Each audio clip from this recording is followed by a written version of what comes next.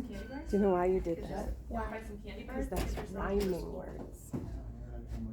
$1. Then we also There's did 5 different kinds. layer Crisp, packet. crunch, caramel, milk Layer chocolate. packet. So it's big.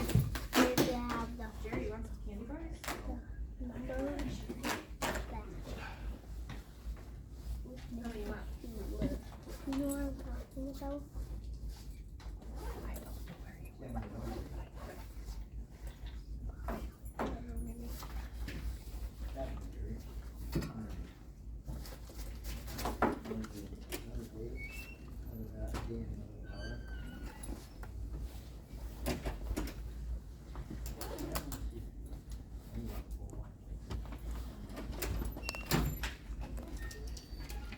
Erin, did you call me a couple weeks ago about a Sharps? I did, and I did see it tomorrow, but I'll take that. Oh, Or not thank you. tomorrow, next week. Yeah, But I'll take it Wednesday. because Awesome. I want to know. Thank you.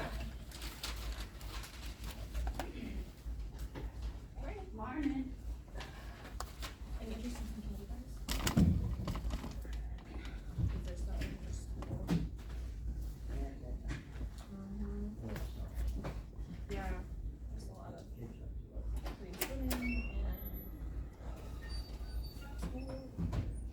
I'm sitting over here so I won't steal your case. Swap.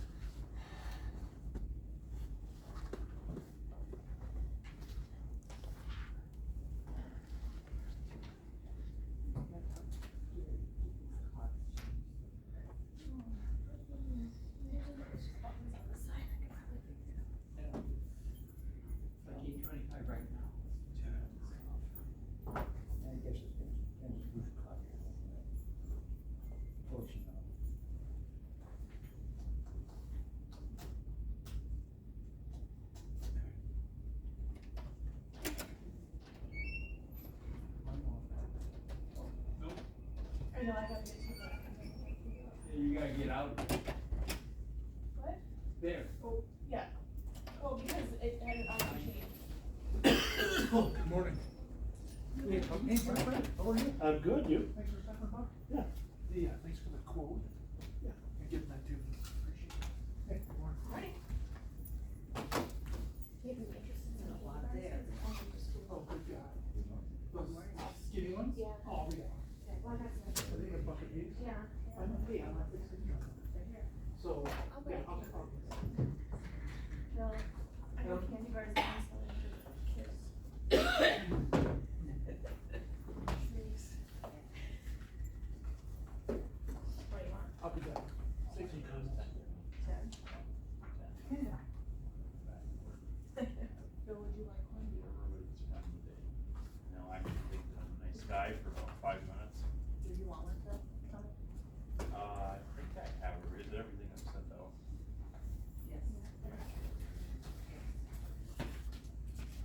Yes. Did you print these one out or did you? Oh, I didn't put those. I like how you sit back in the corner. Oh. Oh. You are with those voices. Okay, so here's the binder that they found. The real binder about the senior. Because this has got a whole bunch of Get it done with these. information in it. How'd that go? Well, you know what's gonna happen, I'll sit at the desk and then I'll end up by eating them. But nonetheless, Good. Ted kind of talked about the fact that, just raised some questions back to me. Halloween. I'm just gonna present that to you. And just say that, hey, your request is to allow farmers market in during the winter months. To use the First Saturday of the month. Okay. I think you just. Oh, she's good, okay. Stay tuned. Okay, good work. Yeah. Mr. Jacobs, Oh, sorry. the second. Sure. Okay, it's tempered glass.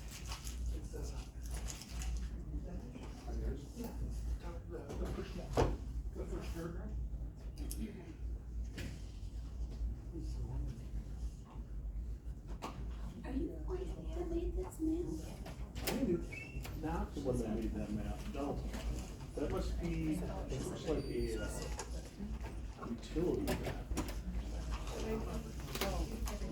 So will this help you at all? If Yeah, you're it will help me explain where our services are located. Okay. Yeah, that's really, Okay. yeah.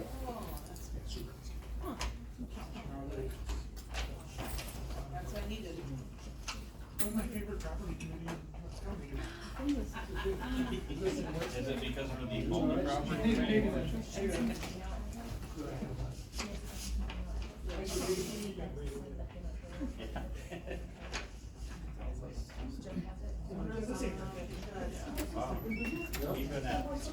Even at work, there's something on account, somebody will call, and go through the direct way, and let's look the first ownership, you know, I got a call, like. Okay,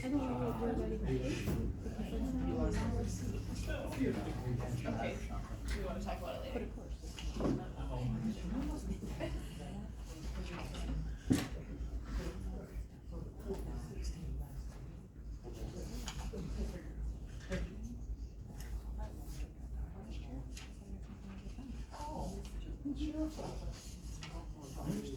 Sheriff's office. They're here to keep, just to keep you in line.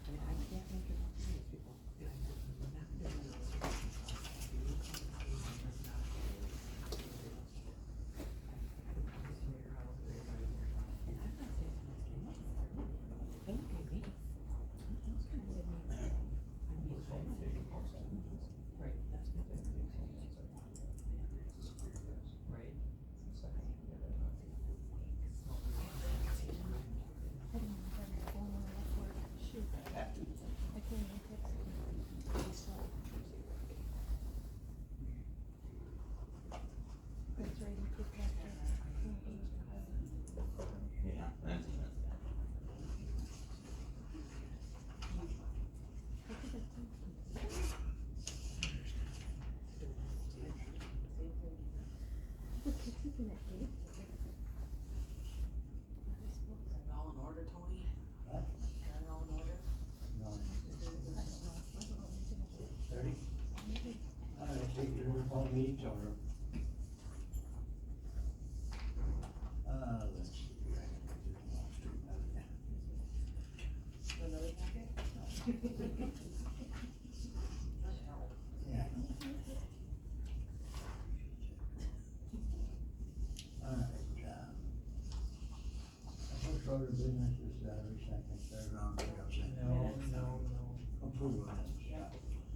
So move. Second. Motion made and seconded. Any discussion of previous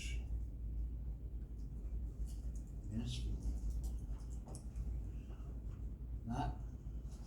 All in favor, signify by aye. Aye. Opposed? Motion carries. Now we'll take the second and third round, I guess. Arlene, anything you?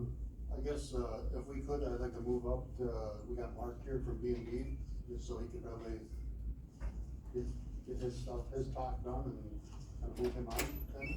Exactly. Mark from B and B is here for, D, Fairgrounds Report D. Project planning? Is that what you're talking about? Yeah, is that okay? Yeah, we can take that. Okay, so, an invite was sent out to all users of the north end of the fairgrounds. We had a little, fairgrounds project planning meeting, and we talked about whether it was a low priority, medium, high, whether it was a long-term, short-term, a maintenance issue, and then funding sources. And so this is, and I can email all this out to you, these are, some of the things, the highlighted ones are the things that we were going to, focus on first. And then, I even have like, so everybody was given 3 Post-it notes and they got to, write down what their issues were, so I do have the complete listing there. But out of that, one of the things was electrical, and I know you're kind of tired of hearing about fairgrounds electrical, but, we're running out of campsites and a variety of things, so Gary asked Mark if he would come and explain some of the things for our electrical needs. Like the sound system for the multi-purpose barn, the fair will, you know, deal with that, but, rodeo lighting, but some of the other issues, Mark he's here, he can explain why it was done that way, you know, and, answer any questions. So Jess, do you wanna spearhead what we're kinda thinking? Sure. I apologize, I'm not super organized too, but thank you. Yeah. No problem. So we have a large panel, if I have this correct, in this area here. Correct. Okay, is there a chance with that, cause that's all there in place, can we pull electricity to the north? To where the horses, so it's back here, where those are non-electrical sites right now. So can I just give you a Yeah. quick overview? So, to preface this, when we originally designed this and gave our conceptual design to the county, we designed it as a three-phase system. Due to, we sent that off to Andy, I got all the documentation if anybody needs it, but we sent it off to Andy, it was like May 19th of 2019, sent it to Andy, XL Energy. XL Energy came back and they felt that we were over-engineering it, and they felt that the three-phase was not needed, and therefore, because of the $36,600 adder to make it three-phase, the county and XL made a decision to go single-phase, which is where we're at right now. So we designed it, I gave all the loads for each service, and showing that the way it is designed and the way they wanted it, it's overtaxed. So the intent, well, right now we have an area right here. All of this building and these campsites are on one service, 1200 amp service right here. There is a 600 amp panel here and a sub-peak panel right here. The intent back then was to put the vendors along this road to remove some load off of that service. And then there's a separate service up front for the rodeo, which is like right here. We put some sub panels with plugs for all the vendors. So these two are not being utilized at all, zero. Where those vendors at that time were gonna be wrapped around this road. So we could do anything, you know, extend power up this way if you wanted. What about back also here? We have an issue, right, in that area with those campsites. And is there something, and I could be off base, but something with a transformer or So something? when we provided the actual calcs to XL, they exposed to nobody that they would only install a 100 kVA transformer. They say, every other utility company I work with, you know, they'll install any single phase size transformer going basically up to 150 kVA. XL would only put 100 kVA in, and then they just came back and said that's our protocol. So that transformer running this is overtaxed. It's running at like 125%, 130% during field time. So I had suggested that we pull off this, there's an existing old service right here that's backfed off of this service. Disconnect that feed and have the XL refeed that on its own, and that would break out multiple buildings and all these campsites off of this service. Which would include dairy, correct? Which would include dairy, yeah. The dairy bulk tank thing. Yes. There's an issue with that every year. Yes.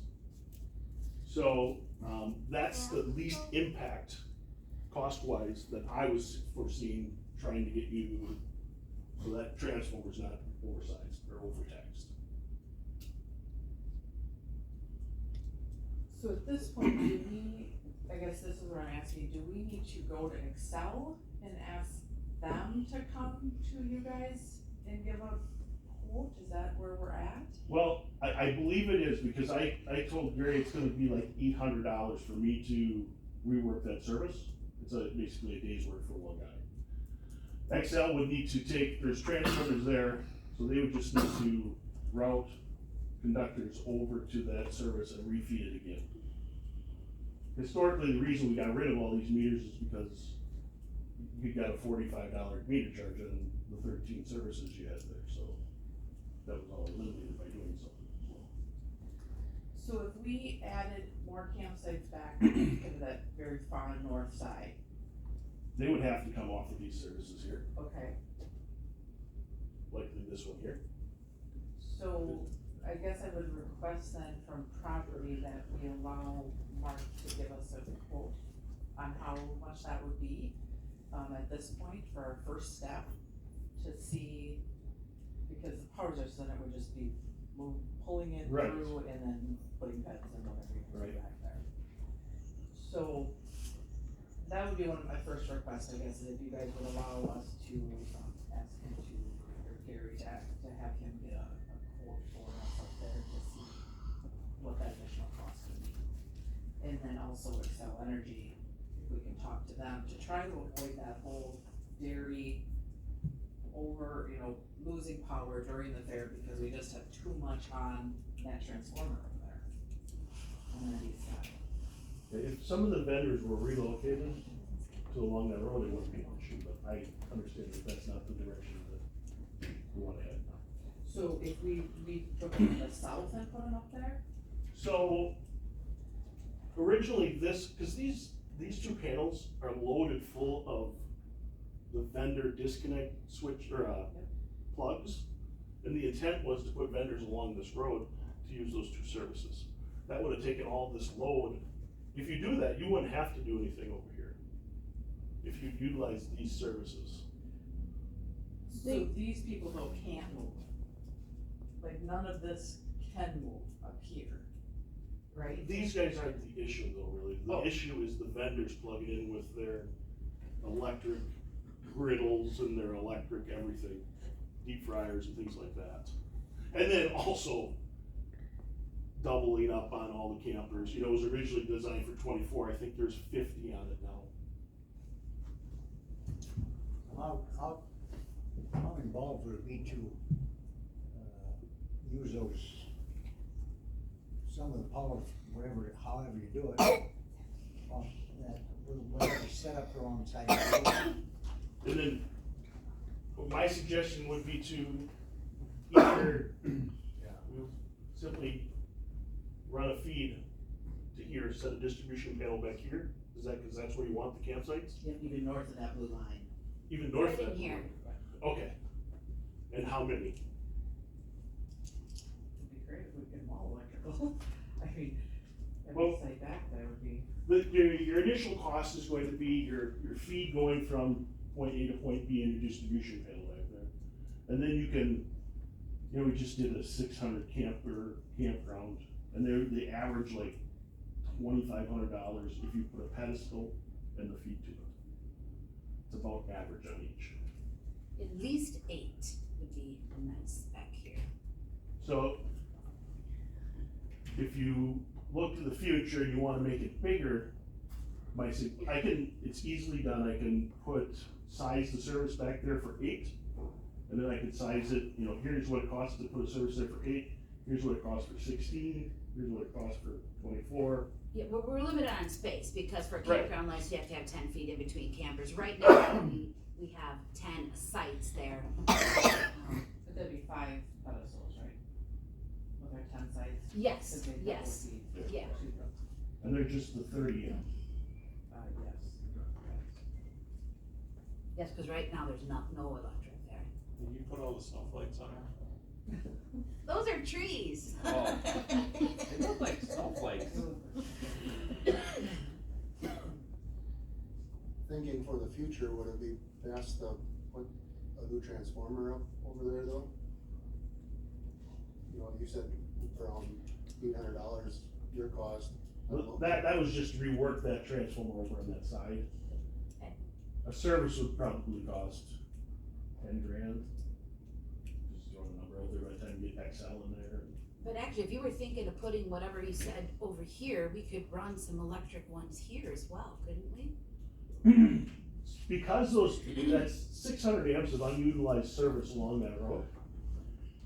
You could actually extend a 400 amp feed over there, and you could pick up you put 21, so you could pick up, in theory, 40 campsites Wow. off of 400 amp feet, single phase feet over there. And that service will handle it just fine.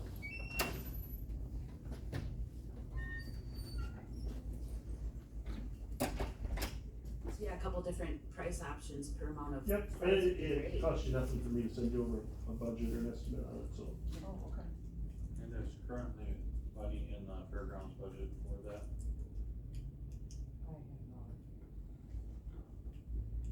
No, we're just exploring options now, fairgrounds, yeah. Not talking funding yet.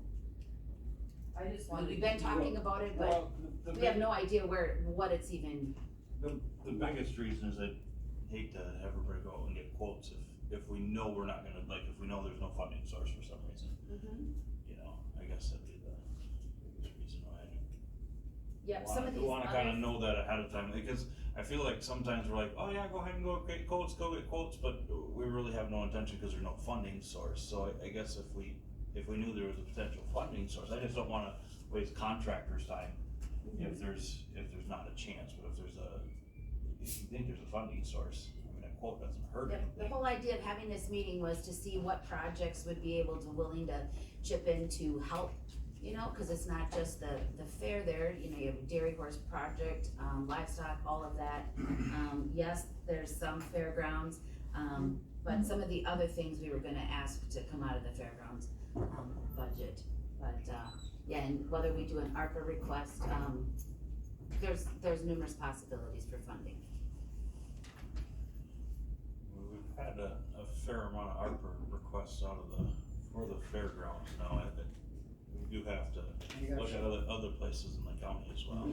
There's still one outstanding on started bathrooms. That's a significant, would be a significant cost.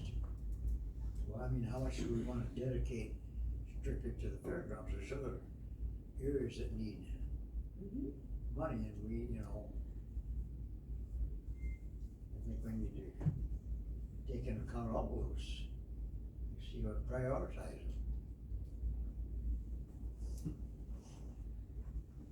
With what you were just suggesting, would you still have to get Excel Energy out there No, on that point, no. or any of that?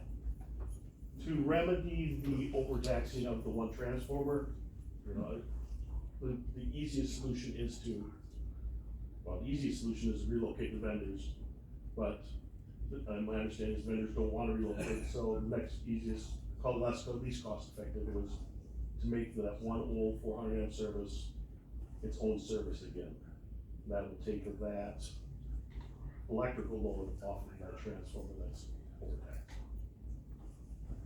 You're saying that that transformer, we had that added, through Excel, a separate transformer. Basically, that's by the back gate somewhere there. Yep, right next to the back gate. That would allow us to service 40 more campsites roughly? No, that would break away all these, because this transformer is overloaded, that putting this service on its own would take away all of these campsites off of that service. So that would lessen the power on that service. This panel right here and this panel right here are not being utilized in that 600 amps, 240 volt single phase load. So my suggestion, and most economical suggestion, to add campsites back here would be extend power off of this panel to here, put a distribution panel here for up to 40 sites. What kind of a cost is that? That is, I don't weigh numbers anymore with today's market. What's that? Things are so hard to just give a number, but it'd take me a couple hours and I could have you something, you know, within plus or minus 10%, just for your capital requests, you know. I do it all the time. So what's feeding all the campsites along the east side then? Along the east side of the road there. That's overheating.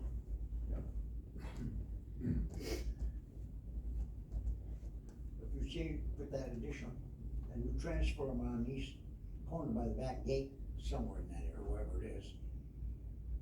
That would, take it off of the, where you're talking about being overloaded. Would that put the east side road on them, Yes, on that transformer? yes. With the possibility of adding more campsites to it? That wouldn't have anything to do with the new campsites. The new campsites would come off an existing transformer that's already over here. That would just basically take care of our overcapacity problem. Yes. The other problem is a wiring to get to that Yes. campsite, or separate things. Yep. Well, you mentioned, well, vendors don't wanna be along the road there. Do the vendors dictate where So- they are? So we do have vendors that are along the road. We just have pulled the majority of the food vendors here. Okay, so this is a food vendor, which is permanent, that's Flambeau School, the kids. That is there, and then there's 2 vendors that are here, and that's it, as far as food vendors, okay? So we have 3 back here total. This is full of vendors, okay? It's just they're using some electricity, they're just not using all the stuff they need, like in their food trucks, if you wanna say, or food trailers. That we've pulled them more because of the rodeo and, activities going up front to pull people up front, so our whole fairgrounds are utilized, so we've split vendors. But there are only 3 back here right now. And I don't know exactly Flambeau's build, these 2 are actual trucks, that's a permanent building, so. I don't know how electricity goes to a permanent building, that's separate, but this is already here, which was my thought was if we could just get a price to pull up, we could then add some campsites possibly up there, because we're out of campsites is the whole thing. We had many requests over last year campsites, cause we were full of If you that. come off that road, one of those panels, to go up north, well, it's not gonna deviate the road on, by the building, by that, Over here. right. That's not gonna, Correct, it's kinda 2 separate things. Where this, I believe, first needs to start with Excel Energy, is the way I understood it. Yep. So, with their, so, what I'm asking is, if we go off of that road and take it north, if you wanna call it that, as a feed off of that, one of those 600 amp panels, Mom. is that gonna alleviate the road on that panel by the, No. now, is that gonna help that road at all? No. The load that we're discussing on that is new, all additional new load. So, basically, you have 2 problems, by feeding off this road, north, or whatever, you wanna call it that, whatever. Get to the back, it's not gonna help the problem on the, we're trying to alleviate, because on the transformer, that's still gonna be overloaded, isn't it? This here is on its own transformer, what we're gonna feed up here. Two separate animals. This one here is to feed new campsites.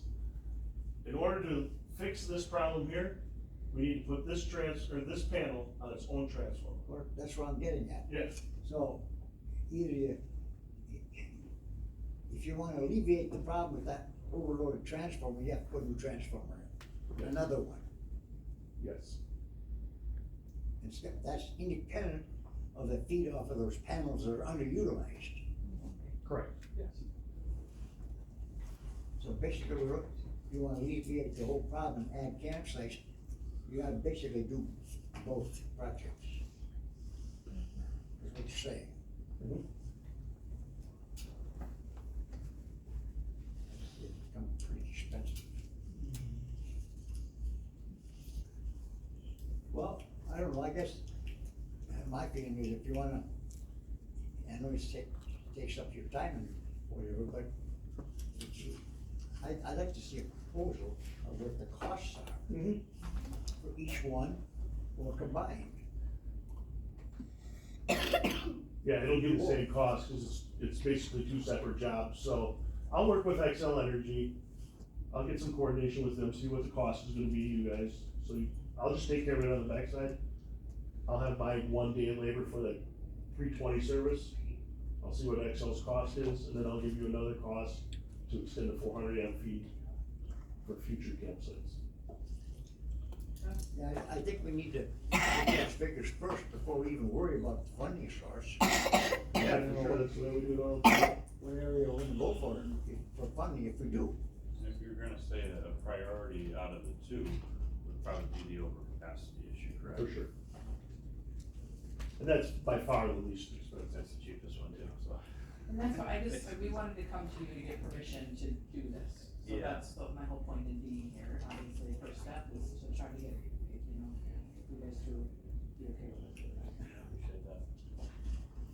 You know, he's gonna be putting some time in on that, I mean, after he gets done with everything, are we gonna have to put it out for RFP and have three bidders, and he basically wasted a lot of his time on? I just, that doesn't bother me, Gary, I do that all the time. I mean, I understand the hardships of county and we need multiple bids, so it's part of my job to just give an estimate. No, my estimates are just budgets for you guys to acquire capital expenditure, and then when you do send it out for an RFP, then we'll have a solid scope, and we'll know exactly what we're bidding apples for apples. Because sometimes I submit capital proposals, and then they're used as a bid, and they send them out for bids, and it's not apples for apples, so. And I can help write the RFPs, you know, that way you guys are getting all the same numbers. Do we need to request him, an RFP for him to do this, or? Well, to get an original bid, like you said, is kind of for more budgetary purposes, we don't need it, but if we were Right. going to actually pay for the service, then at that point, we'd have to put up our RFP. Okay, well, I'd say just go ahead then, if you. You wanted a motion? Yeah. Somebody a motion, no. Second. All right, we have a motion. I'll send it to you. Okay. Have him, give us a rough draft or whatever you want to call it, for this electric incidents fairgrounds. Thank you, Mike. You betcha, Thank you. anytime. More discussion? Not, all those in favor, signify by aye. Aye. Any opposed? Motion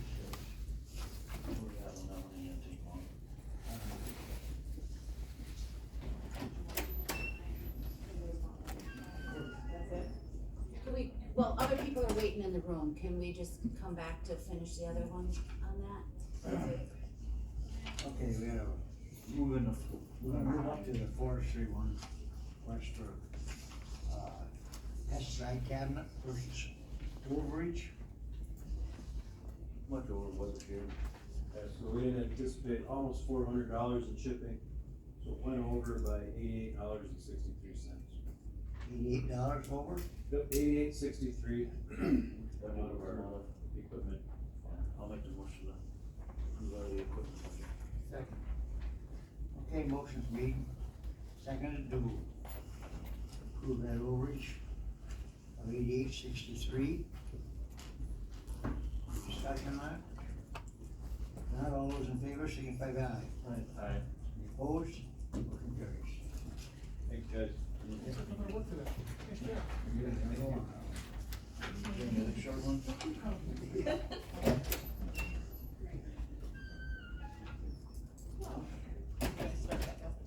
Yeah, we got Yeah, it. those are quick.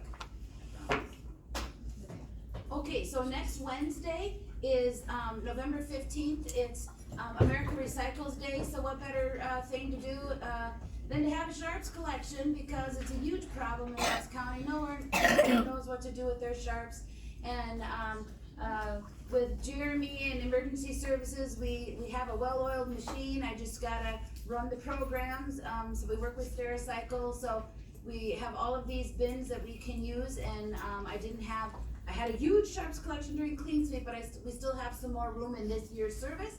So, from 10 to 2 next Wednesday, people can bring their sharps. We do not accept full sharps containers. They have to put their sharps in my approved sharps containers. I'll have gloves, sanitizer, all that stuff there. But anyway, that's just a shout out for recycling. America Recycles Day. You can come learn about recycling too, ask Q&A, all of that.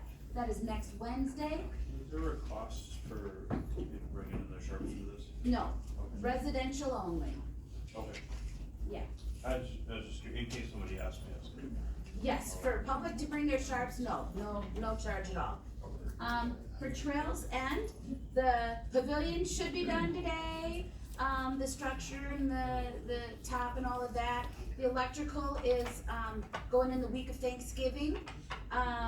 James is getting some quotes on signage, we're gonna, get some quotes from the prison in Stanley, cause they did those signs, if you remember, the Kelly obstacle course, those signage that they had, that came from the prison. So, because we do have ARPA money out there, it's just, we don't know how to get to the nature trails, but we need to utilize that money, so signage was one of the big expenses out there. So we're working on getting some signage.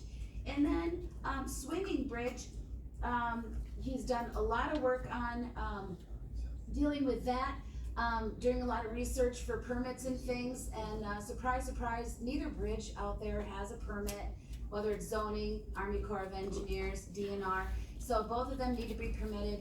He's contacted our insurance company, they understand the situation that we're in, that no vendor wants to touch it until they hear from DNR, just because it's floodplain and trout stream, so, it's a work in progress, working on getting permits, but in order to do that, you need all these funky maps, things like that, so he's working hard getting that. That's all I have for Trails End, unless there's any questions. Is the bridge shut down now? The bridge is shut down, yes. So, I have like 5 different hunting permits right now for people to hunt out there, and on the bottom of those, I say you cannot access the Swinging Bridge to access, you cannot use it to get to the hiking trails. So, they have to bring their waders or something.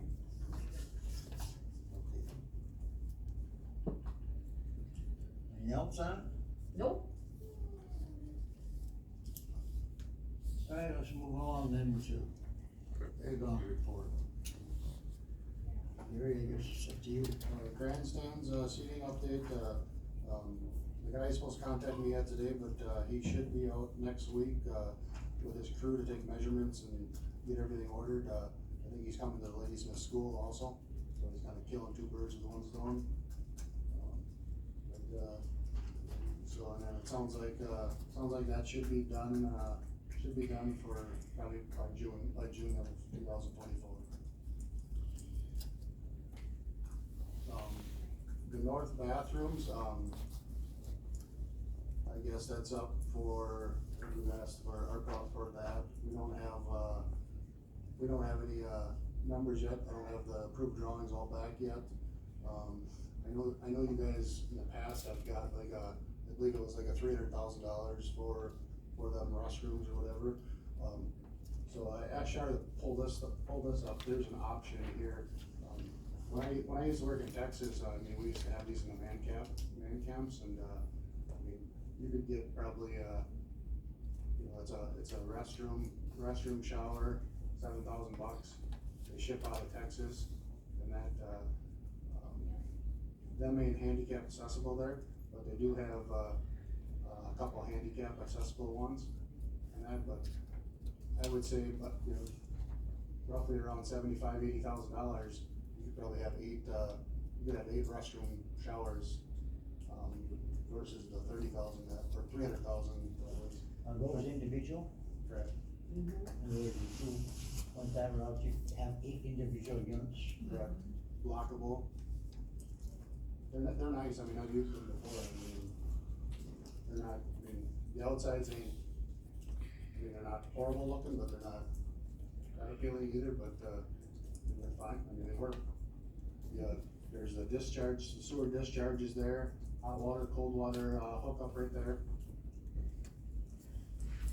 All you gotta do is tie it into the sanitary sewer, and that. It's definitely a lot cheaper than.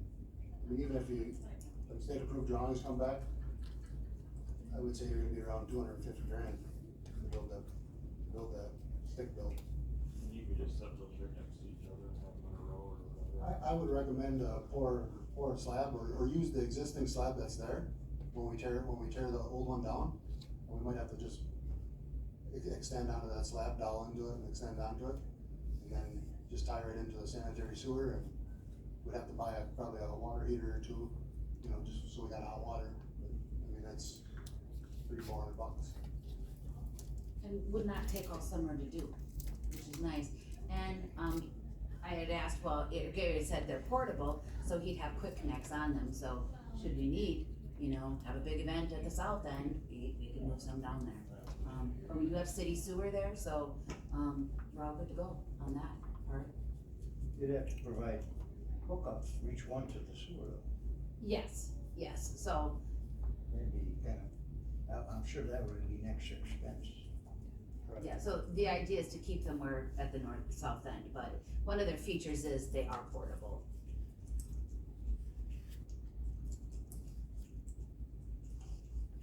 So they could put hookups if somewhere else if they could put hookups somewhere else if the need arose. You could have a disconnect. It wouldn't necessarily be something that we necessarily look at right away, but it'd be a potential that they are, as a extra feature as a portable. Correct, and then there is a ADA one too, so.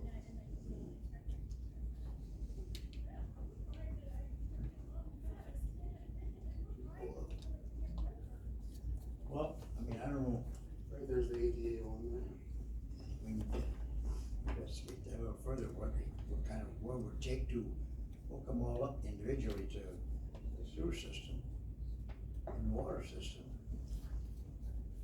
How are you gonna provide individual hookups for the water on each one? And then you're gonna have to have hot water, you talk about hot water. You can't have one hot water heater feeding multiple units unless it's somehow insulated or else drained down in the winter or whatever. It'll have to be drained down. Which would happen even if it was a, Right. Correct? which would have to be done even if they, you know, built from. That's what we do now, yeah. I just wonder what kind of units, size units you'd have to provide hot water to multiple units.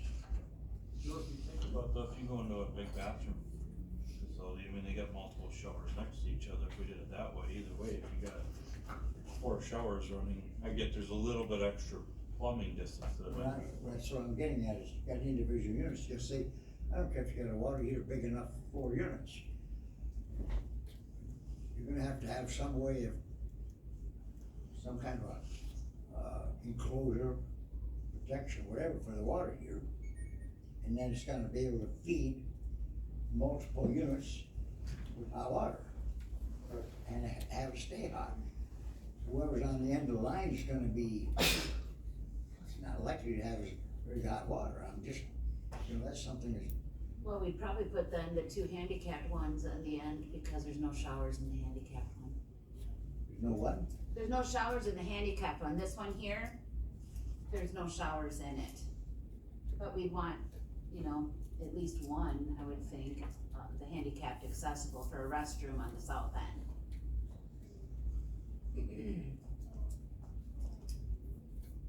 Well, I guess, I think do some more research and see what it's actually gonna cost. that's right. But then hookups, I guess I could throw a budget number out of $75,000-80,000. would that be with the hot That's a water? budget number. That'd be for 8, That's it for 8. that'd be with hot water heaters and, with plumbing, with all that stuff too. I guess that's what I'm throwing out there, it's about 80 grand for a budget number. Is there a possibility of putting, what we call on-demand heaters in each one of them? That's what I would do. What's the cost of those? Depends on what style you get, $800 to $2,000. Per unit? But you'd only need one, possibly 2. Oh, is it on demand? Do they have circulation system or they, you know, continuous circulation? Or they heat the water as it's turned up when you turn it on? As it's turned on, pretty much, the new ones. So what unit would you put the heater on? Say if you had 8 of them, 4 here and 4 here, you put 2 on-demand heaters. How is one on-demand heater gonna heat water for, 4 units? Would you have like a well house or something that kind of fit all of them? So you'd have to have pour a slab, there's already a slab there. So if you have 8 of them, you put 4 on each side, You leave a little closet in the middle of them, and then that's where all your utilities go. Yeah, if you think of the Trails End one, you have bathrooms on each side and then you have that middle. Trails End's got all the showers and bathrooms, they got one hot water heater. Yep. And if there's, what is there, I think there's 8 showers in there, and probably 8 bathrooms in there. Well, Toilets. I would say we should do some more,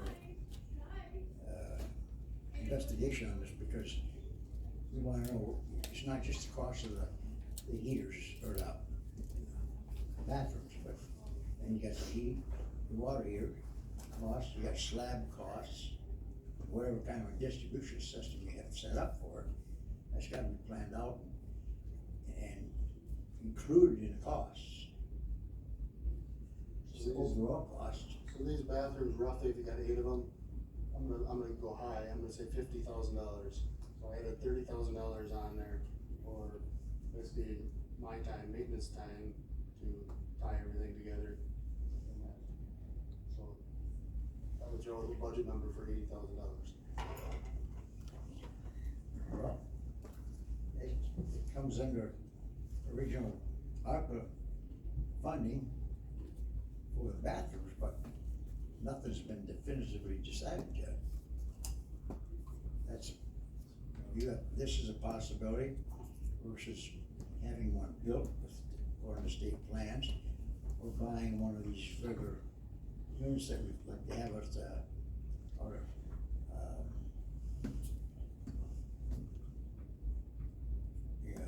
Josie Craig, where you got multiple bathrooms. I think I'd like to see a comparison on that, for one thing. Anybody else got any thoughts on it? Well, like Josie Creek is like 300,000, wasn't it? Yeah. Andy gave, No. Andy gave us quotes on that. Well, Josie Creek wasn't that high ever. The showers though, Yeah, what the showers are. Huh? Showers are. showers it is. Come from Hofkow. The concrete buildings are expensive. Yeah, so I'm talking about the topic. I remember when they put them in, but I don't remember what the cost was. Well, I actually would have needed to, Well, what's your pleasure? When do you expect to get your state plans? Let's say December. Nothing's gonna be done right now anyhow. I mean, I guess, these are meet all the requirements anyways, wouldn't they? Correct. you're right. You'd have to ink them to the concrete building. I'd just put like a quick bolt or something in there so we could, remove them if we wanted to take them somewhere else. I would say we should just, take it up maybe at the December, January meeting. Once we do state plans back. I mean, still plenty of time. Depends how long it takes to get them. Be like something else. Currently in stock. Yeah, you've heard that before. Well, You say it's currently in stock, so that don't mean not. oh, you sold the last one yesterday. How that goes. What was your pleasure? It's just a lot of money. But Did the fair board know about it? The Fair Board? No, we're good. Whatever you guys decide on we're just happy to have bathrooms. Whatever they are. And Just so gotta would go to the, finance to approve, right? Yep. I'll make the motion to send to finance. I have a motion to send it to finance. Everybody For, under Yeah, which, it's- 80,000. probably, yeah, under which budget? Did we, for the actual bathrooms? No, just the plan, so I think that's what this is, We gotta send it to finance to approve it. so make sure the motion. What you can do is go in there. What's that? Can we raise it just in case? I mean, I would think 80 would be fine, if we do all the work, I mean. You can't tie you to the plumber. Yeah, if we get if we get contractors involved, then they're gonna. You're gonna have to Any hire a electrical plumber. too. That's what I was thinking. And I'm fine, cause it's gonna save us a couple $100,000 by going this way. Are there other companies that also sell these that we can, There is some other one. we can make sure that we don't get multiple votes and. I can pull some of those before your finance meeting. And we have to, this is just a rough idea, it's, we're not gonna order them till they got. Right, so it'll have to come back here to. I have to go to county board anyway. Yeah, and then it'll have to come back here I to wanna- actually approve the. It takes months to get this done, so I wanna forward it to finance now. And I'll make the motion, let's go to 90,000. Up to 90, okay, that's what I said. 90,000, we'll finance and it'll come back. Okay, we have a motion, is there a second? Die for lack of a second. You're about saving money. Yeah, I'm about saving money. Just, Are you seconding it? any time to think about it. Are you gonna sec, I don't know. are you seconding it or not? I'm not seconding it. You're not? I'm not seconding it. Well, I'll second it. Now, is anybody, we're gonna have a vote on it, anybody wanna have a roll call vote on it? If not, all those in favor signify by aye. Aye. Aye. Motion fails. Okay, no. Pass. Pass. No, Nobody- pass. Nobody voted no. Nobody voted no. Pass. It passes, yeah. Alright. So we got that out of the way. I'll have until the finance meeting to decide. Back to the plan. What's this winter for farmer's market? Okay, Kathy Helber, she's the market manager. She lost her voice and I'm starting to lose mine. But I'm the county rep of the farmer's market, so I'm gonna, do most of the talking. So the farmer's market had a very successful market season. And at our end of season meeting, we discussed providing educational opportunities for the community over the winter. And then, another alternative was to include a market with that. In the past, they have done winter markets. And so we were thinking of utilizing the senior youth center. It's ideal, it's heated, it's plowed, still local. And we would utilize the concessions, like if we were going to make samples, we would have vendors either in the maple crest room in the back or in the dining, vice versa, and then do the educational. This is a tad outside of the norm because with the winter market, you do have vendors coming, so people would be coming to purchase. But if you think about it, that room was called concession room for a reason, because when we had hockey out there, they sold concessions. So, but we haven't done that in a very long time. But anyway, we are requesting usage of that building one time, the first Saturday of the month, for a couple hours in the morning, an hour and after for cleanup, utilizing those 3 rooms, over the winter, starting in January. So we're just asking for your approval for that. I'll make the motion. Second it. Alright, we have a motion made and seconded to approve that usage in the farmer's market. Any more discussion on it? Not, all those in favor, signify by aye. Anybody opposed? Motion carries. Woo-hoo, good work. Now, health and human services. Well, actually, we had a little bit more on D. Oh, Yeah, so some of the other, higher priorities, because we did a walkthrough after we had like the initial meeting. Wash racks, we have lots of issues with wash racks. Gary was with, he felt that the guys could do whatever we needed on the wash racks. And then the other big topic was the east wing, hand it over to Jess now. So just backing up to the wash racks, Gary, is that something that maintenance you still feel can do, we need to request? We can adjust it if you wanna just have Sharp put a maintenance request in or something. Okay, and then if we have to replace anything though, does that come out of the fairgrounds budget? Any boards or metal or? I guess if we have to replace stuff, I mean, there's gonna be a cost, I don't know, I'll leave it up to the property committee, the property committee to decide on that. We'd have to come out of the fair budget.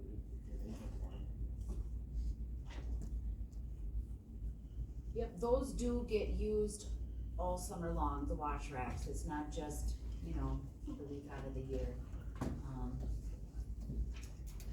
What kind of a cost is it talking? I think Gary would need to probably look at them more and to come up with that. Cause if you completely redo them, it's, you know, a little more costly, but at the walkthrough, it was very cold that night. He felt confident that the guys could do it, so. What's the wash racks used for? Animals, to wash your animals. Put the animal in there and hose it down or whatever?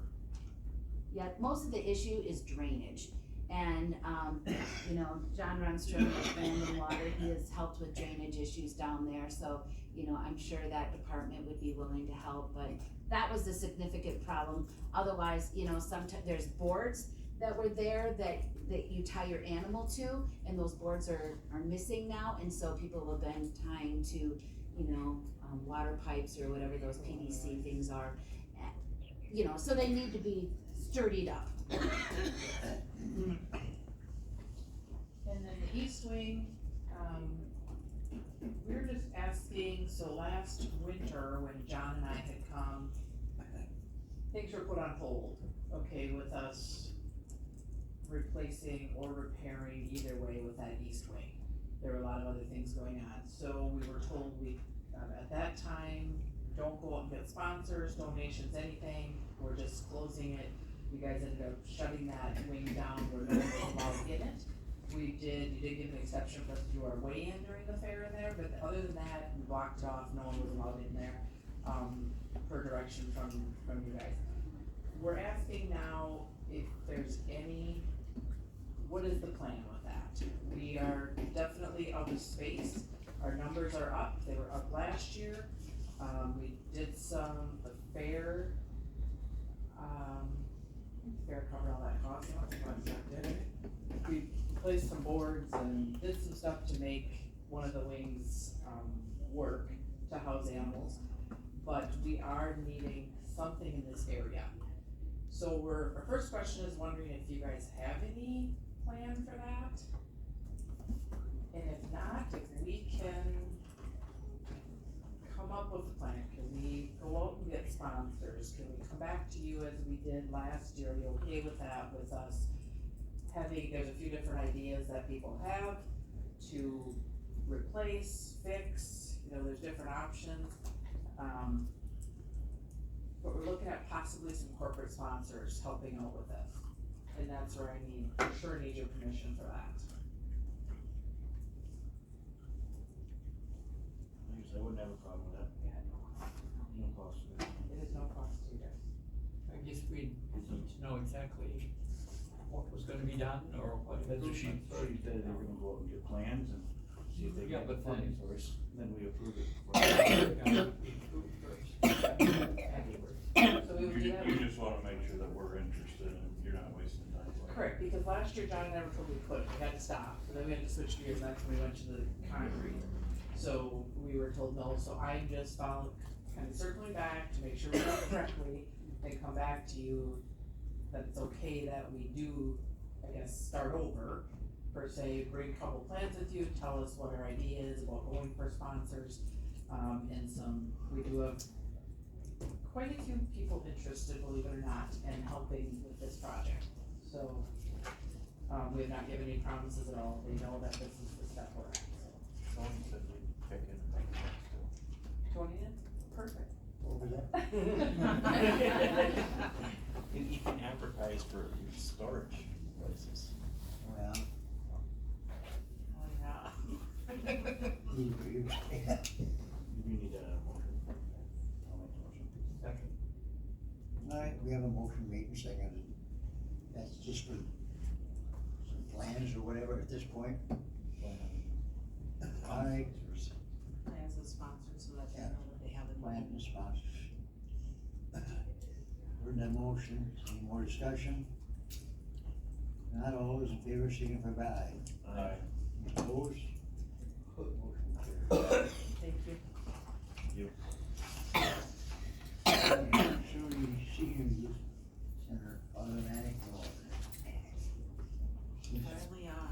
Good morning, Rusk County Property. Okay, are you set? You got it in your packet. Several weeks now, we've been working on this process to get this out to VendorNet. Dipped my toe for the first time ever in doing this kind of process. Wow, this is like a crazy process. So we're here today, what's in your packet. We only received one bid. I talked to 3 vendors and only one submitted a bid. This has been through my board to get it to you guys. We have funding for the first 2 items, which would be the exterior doors and the interior doors. They have an automatic accessible option to the senior youth building. As a result, that is $16,970. Plus then you have the 2 estimates from Red Cedar and one from Mark Third. That's for the electric that would need to be done. That's another, should be under $1,000. So you got a total of $17,970. We have DHS funding through our public health ARPA allocations that are specific to rehabilitation from COVID and inclusion for community events and those kinds of things. So it perfectly fits, I believe, we believe, and so that's my request today, is to forge ahead. I do not know if I have to go to finance after this to work this through, but that would be one additional question I'd have. But if I can get your permission, I'd like to work with Gary, because I have no idea what's next, other than returning the bid to say we'd like to do the first 2 things and get it done. You have the money, covered on. DHS public health ARPA allocations. I make the motion to approve. Out of their own money. All right, this coming out of,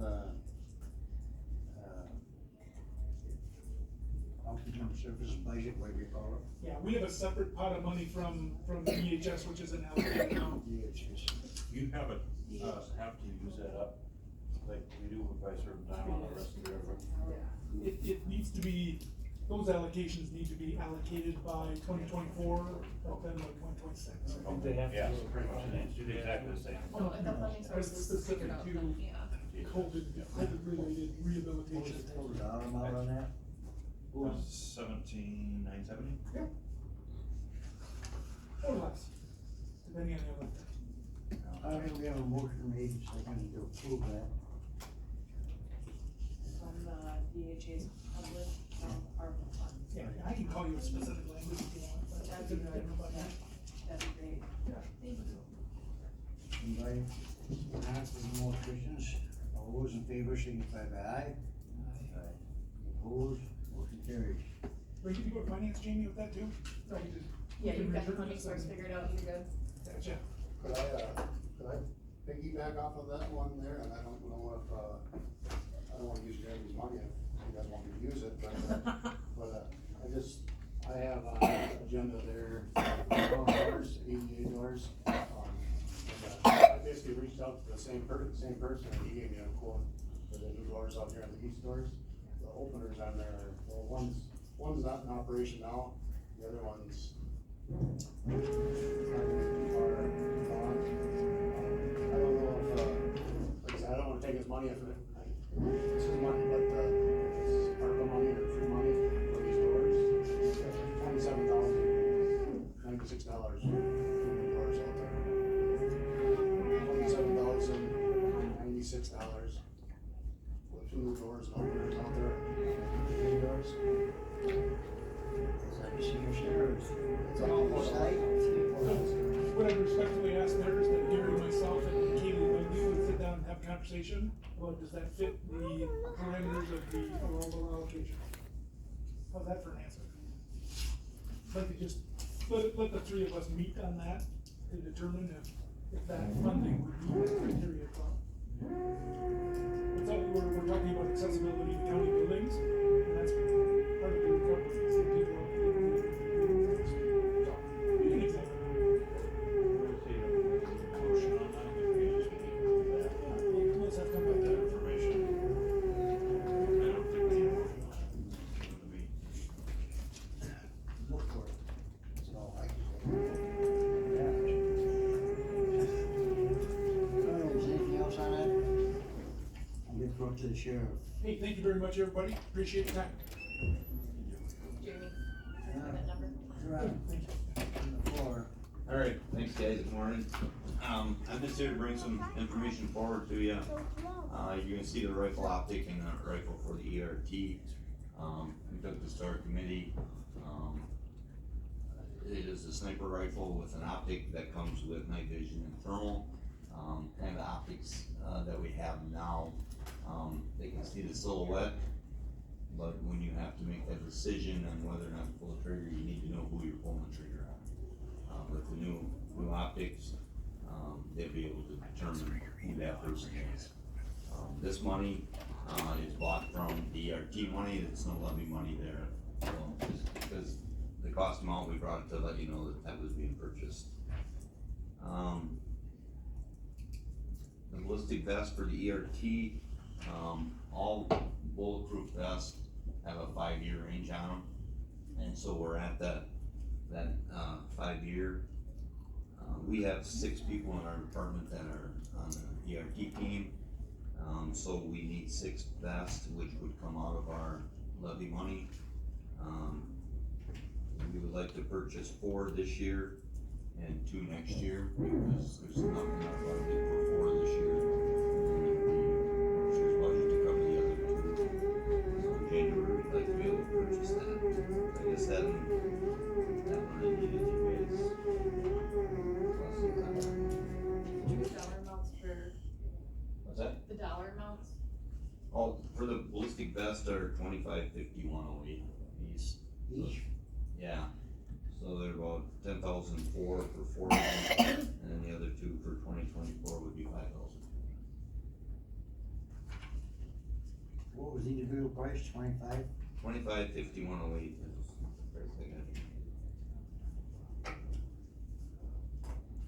And them are the heavier vests with the rifle plates in them. I'll make the motion to approve. We have a motion, we just, it's gotta come out of levy money, huh? That's out of our line item. They have it in the budget. In our budget. Which is why they're gonna. For 4 of them this year and 2 next year. I'll second.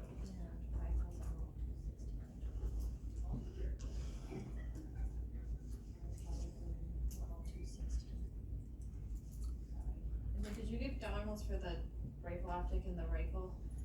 Yeah. Okay. What were they? Can I get them? The optic is $3,520 and the rifle's $2,550. It's about 6,000. Hmm? About 6,000. About $6,000. For the 2. No. All right, new motion in a second. Any discussion on it? If not, opposed? Carries. Now, Okay. this part of the year. So, we have the east repeater, our east repeater was damaged, we believe, by lightning. And they did not say that they can directly say it was lightning, even though the village had a lot of damage from lightning in the same building. But anyhow, George has worked with Ashley on that, and it's, what is it?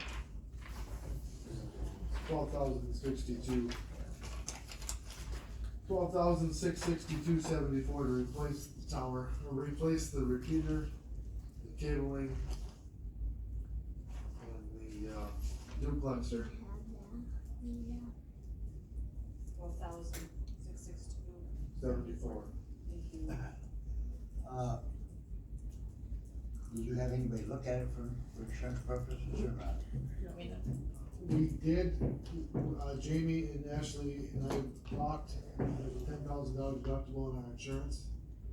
But because they can't confirm that it's actually hit by lightning, they're not gonna. Right, so there's possible coverage under equipment breakdown, but we can't confirm that it's a lightning strike. But our deductible is $10,000, the repair is $12,000, is it worth submitting a claim? Okay, where's that information at? Where's the money coming from?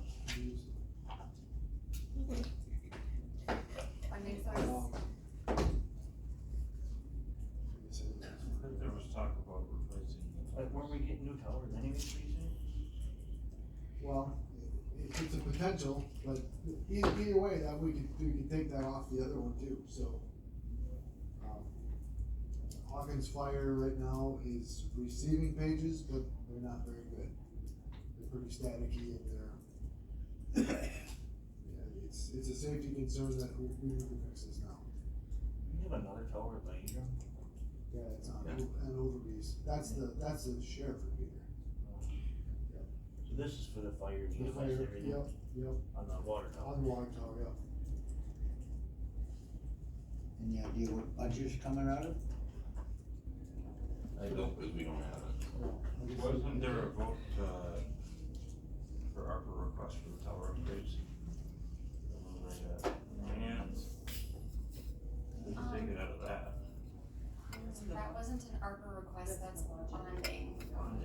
Oh, yeah, that's right. But that's probably a year old. Wow. That was gone before, I guess. Well, and When if we it's get the money, approved, Jamie? we could start that project, like, I think they said in December. Didn't see. Well, Where else? The upgrade, Start on the process in Yeah. December. yeah, as soon as everything's approved, yeah. Maintenance equipment fund?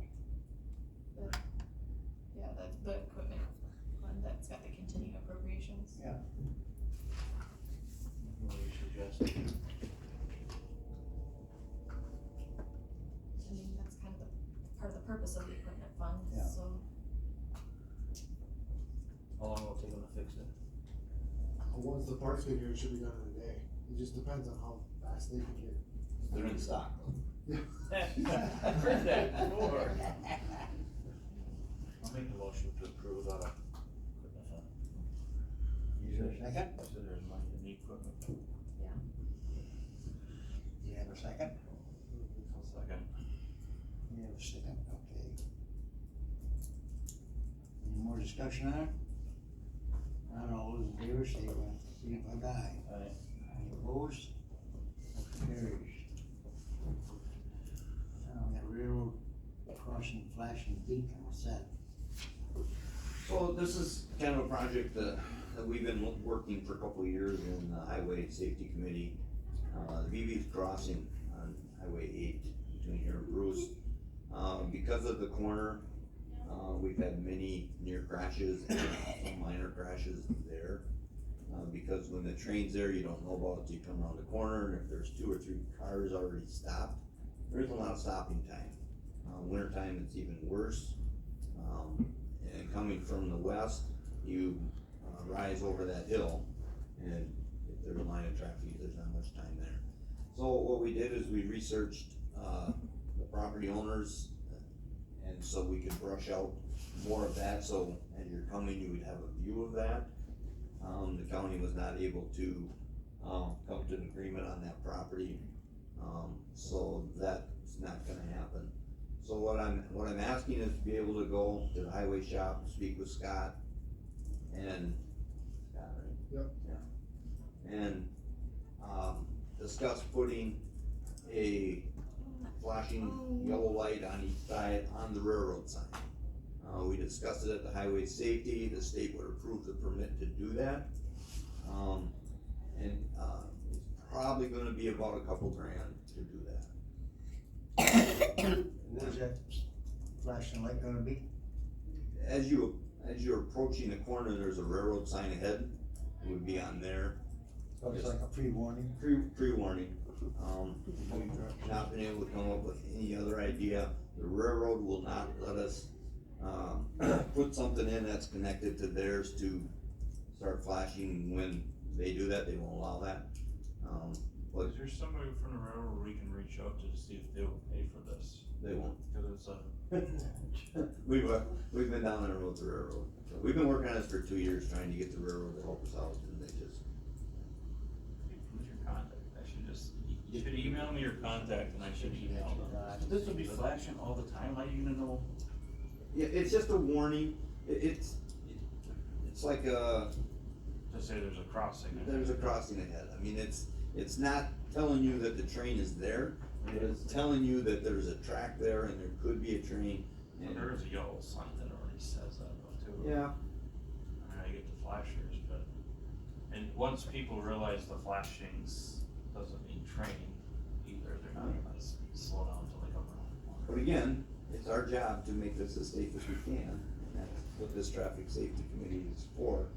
And I do recall, about 10 years ago, there's a trailer house got demolished on that crossing. I guess the truck lucky made it across, but the trailer didn't. It's too bad it can't be like it. Well, at least- In at least Minnesota, the trailer Taylor went first Falls, there. when you come down, it flashes, and then when it's flashing, it means that you got, the stoplights are red, so stop. Yeah. You know what I'm talking Right, about. but that's connected with their Right. lighting system. And and they don't wanna let us connect to it. You can't connect to them at all. Sure, you know, we- And they won't put another light up, we've asked that, so. Start pimping on the cross. What's that? Start pimping Jason. Sir, what? Start pimping Jason. Yeah. He's a big shot when it comes to safety. Well, I don't know. That's not a bad idea. All I'm asking is permission to meet with Scott, find out what the cost would be, and then figure out where it's. That's actually a really good idea. Yeah. I would say, yeah, go ahead and check it and see what's, what you gotta say. You know, you can Alright. fire You meetings. don't need you a can motion talk for to that. them. We're on the same nights. Okay, that's all I got. All right. Thank you, guys. Chief over in Warehouser. Just the title. Okay. No, that is a good idea. Jason. Now we're into other county-owned properties. Yeah. I think that's. What about EDA plan, each? We did that already? Yeah, we did that one. Winter hours for, have to give me around 4, 6 AM for snow ice removal, so all. Probably for- It's done, there's no patched. I guess I'm just gonna do a building update, if you don't mind. We've been, maintenance has been, getting ready for winter, basically, we're pretty much prepared for winter here. We have had a little taste of it, a little bit, but, we've been putting all, ice guards up and ice shields up in all the buildings, the county buildings and the joint buildings. Heated cords, we had a lot of issues with gutters and downspouts falling off, getting ripped off last year. We got pretty much all of them fixed. We got enclosures up above utilities, pretty much ready for that. Me and Rob went out to the hospital yesterday and we shut the 3 water valves off. So that should be shut off, the meter shouldn't be running at all no more. I did get a call from the asbestos lady, at 4:45 and 5:45 last night, saying, where's the water at? It's not on. I told her to refer to Jason from Oz. And that, other than that, update, should be good. And, you're at winter hours. I put that on there just because I know the new hours for the courthouse employees are 6 AM to 6:30 PM. Obviously, we come in during the winter, we come in before that, to clear off all the buildings, in every building we have, city, county, all that. And that, I just would like approval where we can come in. I mean, last year, there were some days I was in at midnight, 1, 2 in the morning to get ahead of it on certain storms. I'm just, asking that we're able to do that, and, that all of us are able to do that.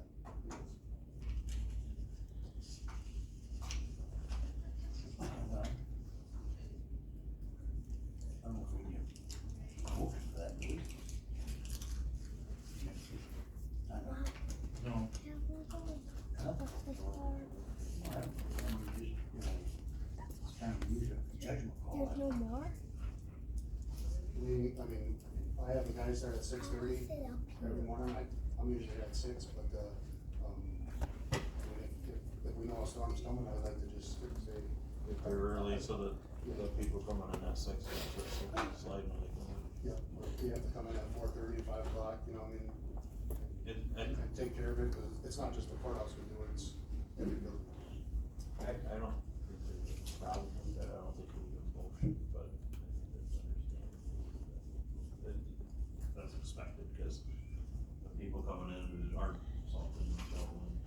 slip if somebody doesn't come in early. I just wanted to make sure my guys are gonna get paid for it, for coming in and not, all of a sudden, you're not within the parameters. And same with myself, I ain't gonna be in the parameters of the 6 AM to 6:30 PM. I think that would be understandable. That's a necessary part of the job. Yeah, I would say that. You come in early, you just go home earlier. Yeah. That's what I would say. Unless it's some kind of emergency, but if you come in early, 2 hours early, so your day is normally done at 4:30, so it comes 2:30. If there's no emergency, I guess you just take the rest of the day off, that's what I would say. I'm fine with it, I just wanted to make sure we were good coming in early. Double check, yeah. Okay. And it's not gonna be like, I mean, even last year with the bad winter, I mean, it was, you know, minimal, you know. Right. Not as a- No, that's somebody about that, if the weather conditions require them coming early, just have them do it if possible. All right, resolution stipend, facilities manager. I guess I'm gonna leave that up to you, I was, personnel was told to let you guys, get clarification on an end date. We're supposed to go to county board, but, I guess I'd like a clarification on the end date. Well, you were on the last month's county board meeting and it got pulled for whatever reason, I don't remember exactly why, but it got postponed. So, I would say, you know, it's gonna end up coming to the full county board anyway. So I don't think we need to hold it. I think it's for us to put it on the county board and. I mean, I think we, It just needs an end date. right. That- He's requesting an end date. And I did not sign off on this resolution for fiscal impact, I had provided a fiscal impact, and this is different than what I had provided, so.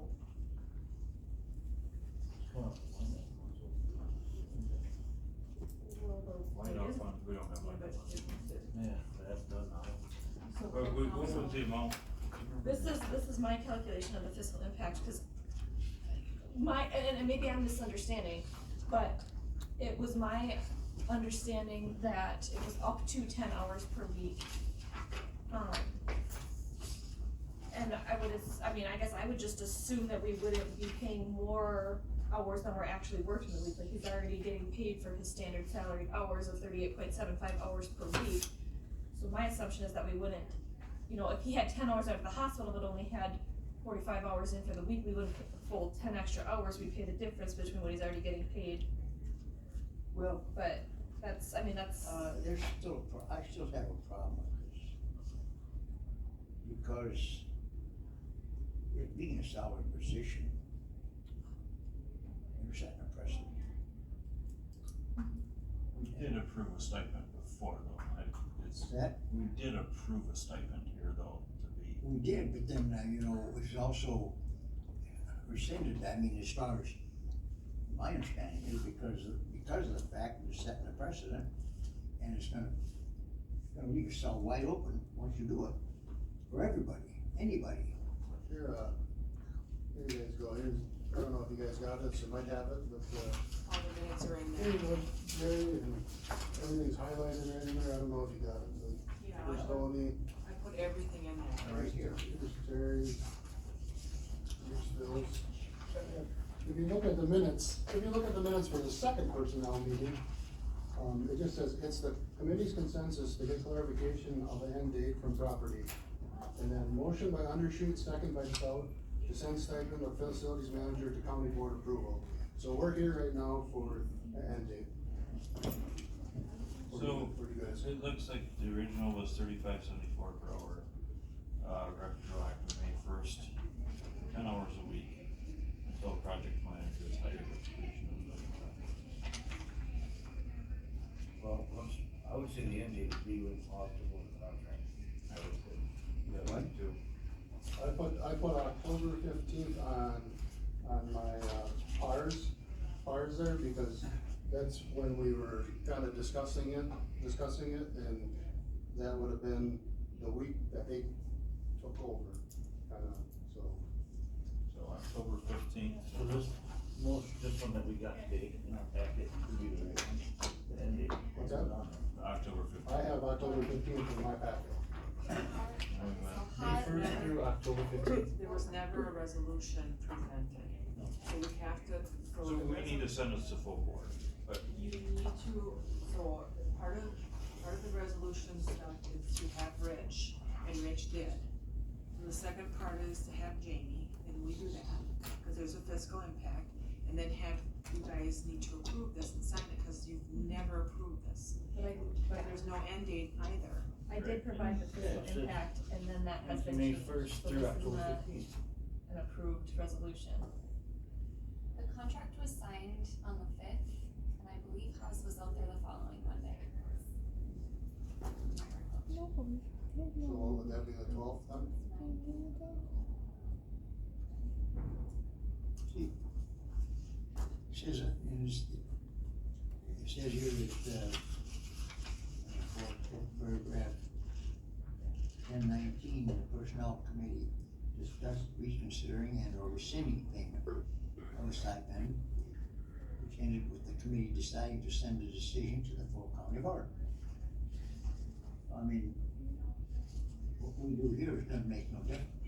It's gonna, ultimately, it's gonna be decided at the county board. So I mean, it's my notion, we don't need to have any action here on this part today. but we could recommend it to the board too. I mean, I'm willing to, I approved it before, or I voted for it. I did too. I would vote for it again, cause I'm not gonna go back on my word. Whether the start date though, you said that Haas, you know they for sure started on the 19th. It's my recollection that they started on Monday the 9th. Haas themselves never, I met with the asbestos guys for them. They got them going. On the week of the 9th. I would say in that case, I would be comfortable calling it the 15th as one more. Okay. And yes. Everybody else has got a different idea. Does somebody wanna make a motion on this or not? Well, can I get some clarification on what we're actually paying? So we're paying 10 hours a week. 10 hours a week regardless of whether or not he worked out there 10 hours a week, or whether he worked 10 hours a week over what he's already being paid, 10 hours a week, starting May 1st through October 15th. even if he didn't spend 10 hours that week working out at the hospital. So, okay, is that what you guys are all in agreement on? Yep. Okay. Motion made and seconded. Any more discussion? Is that the 5718 thing? Yeah, that part we better double check just. Well, that's why I'm not, yeah, I just assumed we wouldn't be paying more than what he's actually done. But that's, Well, I have 211.75 hours total there that I've worked there from 2022 to October 15th, and I'm asking for 160 because that's what I had from May 1st to October 15th. Well, when you get right down to it, those hours you spend out at the hospital are mostly during the day, during your normal working hours. And it's one of the county facilities. So realistically, that's part of your job just as much as working here in the courthouse, or out at the fairgrounds, Trails End, or the parks. You were made facilities manager to cover, take care of all facilities. And the hospital is one of our facilities. I would 100% agree with you, until you guys, put out the hire, project manager for that position. And that failed. So that denotes everything you just said. It's like using you as a subcontractor for the hospital project manager. We have a motion, made and seconded. Are you looking for roll call, Tony? Yep. Council roll call. What exactly is the motion? Can you sign the resolution too? So you can't sign the resolution because it doesn't have an end date. It does. Yes, It it does have an Oh, it ending. does, you did put it on there. Yeah. Okay, I mean, if This it, is one. if it passes, we can sign it, I guess. okay, Right, but I need someone. Yeah, no, I got you. we need a, let me call Jill and get a current copy, and then we'll bring, or I'll email her and then we'll sign it. Okay.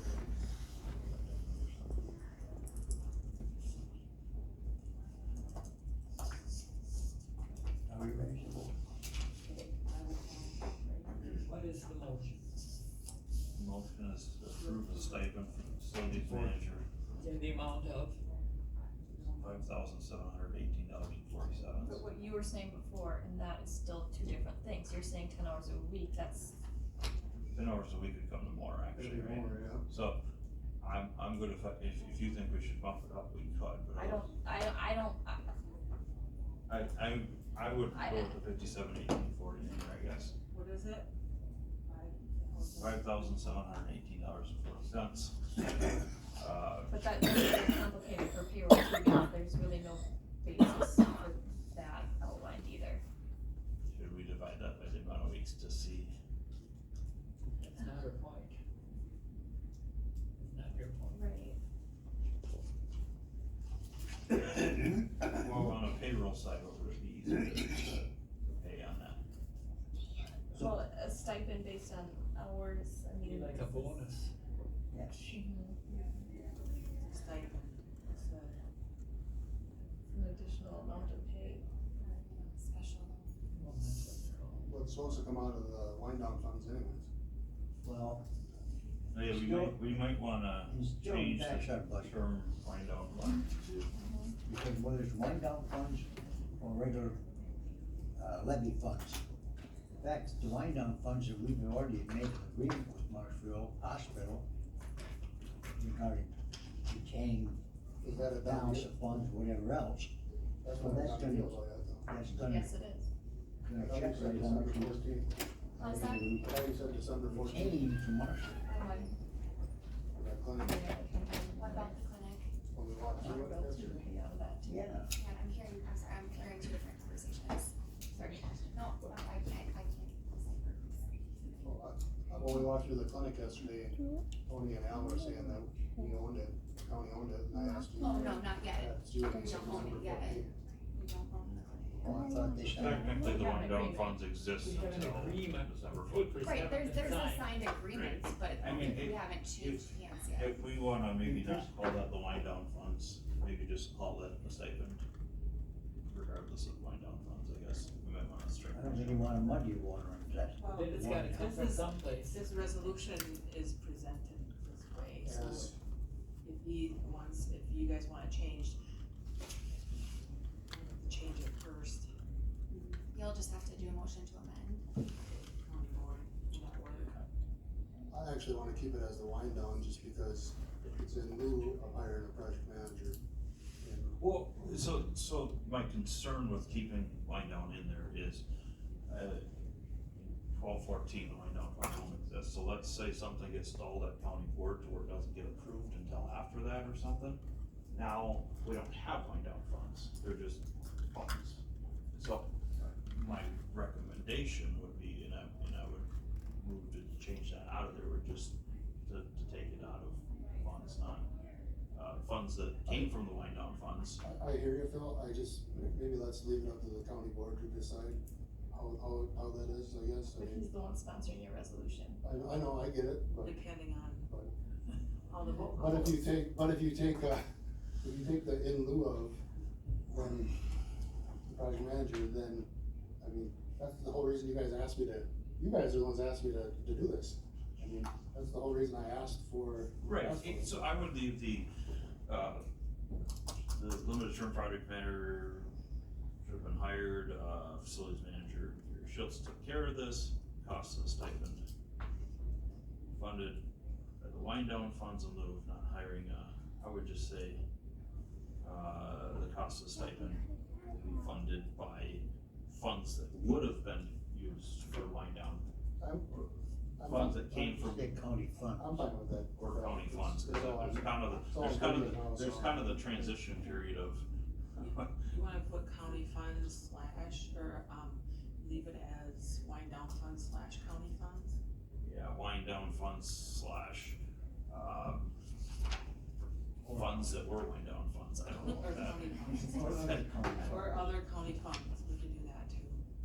Yeah, I guess just in case, cause it, that is a 12. But I mean, you know, in order to be able to sign off on the fiscal impact, I need to understand exactly how we're paying this. I have a question. So it would be coming from, No, I mean like for the calculation of it. oh, okay.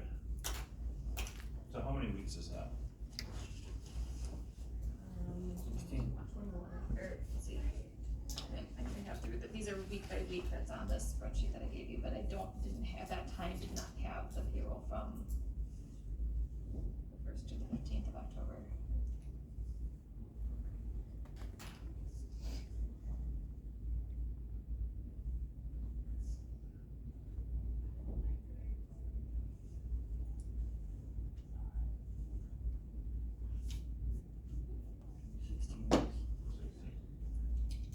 Alright, So, you got a There's definition 22 of what you- on here. You're adding one. so It would be like ambiguity 24 or- weeks. Right. So if we went through the 14th, that would be 24 weeks. October 14th.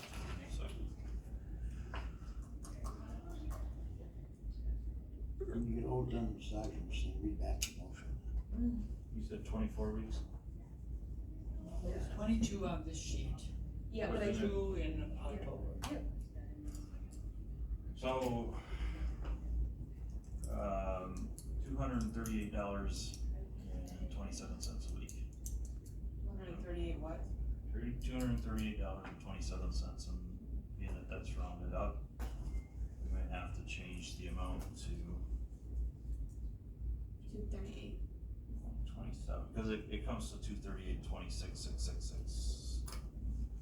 So, Basically You 230. just want to be like $240 a week. Or Yeah, sure. plus Right. tax, the plus benefits. So 240 times 24, so let's change the amount on this to $5,760. Well, there's gonna be more with benefits that you're gonna have to add. Workers' comp, WRS, all of that. So if it's, so the gross, I guess I don't know how the government does it, but I know in the private sector, a stipend is a per diem, tax free. no, no, that's taxable wages. So for the wage part though, in the resolution, we can change to 5,760. But then the financial impact when we're making the motion, will have to be, A lot more. what do you think the, Hold on, let me just. so the motion's only gonna be to approve the 240 times 24. In general. Right, so, yeah, forward the resolution. yeah, So I would with say, the county board. the 5,760, so it's like $42 or $41.60 more than what's here. If I got double. So yeah, it comes out to be, the fiscal impact will be more like $6,777.79. are we gonna amend it? Are we amending the resolution or not? Yes, give me 1 second, Tony. $6,777.79. Okay. So, my motion on this would be to change the funding to just funding, whether it's what was the wind down funds, if it's currently the wind down funds, if not, what used to be wind down funds. And we can just take the hourly rate out of there for a total 160 hours for an hourly rate of $35.74 for a total of $57.1840. I would just change that to facility manager stipend for additional work incurred commencing May 1st through October 15th for a total 14. 14. That's not what the resolution says, you're gonna amend it. This is what I'm amending, yes. For a total of $5,760. Drafting the resolution. Right. Cause the 5,760 would be the Plus. pay part, so plus benefits then, right? Or I could. I would just put it as $240 a week, probably, that would be the easiest. So $250 per week, 40, commencing May. 240 times 24 weeks. 240 times 24 weeks. May 1st through October 14th. Do we need to put something about the financial impact in there, like, or total financial impact? Well, no, I sign off on the left-hand side of the resolution, I have to sign off on that side, so I'm right with that. October 14th, right? You good with this? I'm fine with that, Phil. I just wanted to throw this out here, just so it's out there, I guess. I'm just wondering how, you know, a pending approved, whatever stipend or could be, there could be another contract. You guys are doing another contract pending, there's a, how do I say it again? So you got a contract, or you got a pending, resolution here with, I'm sorry.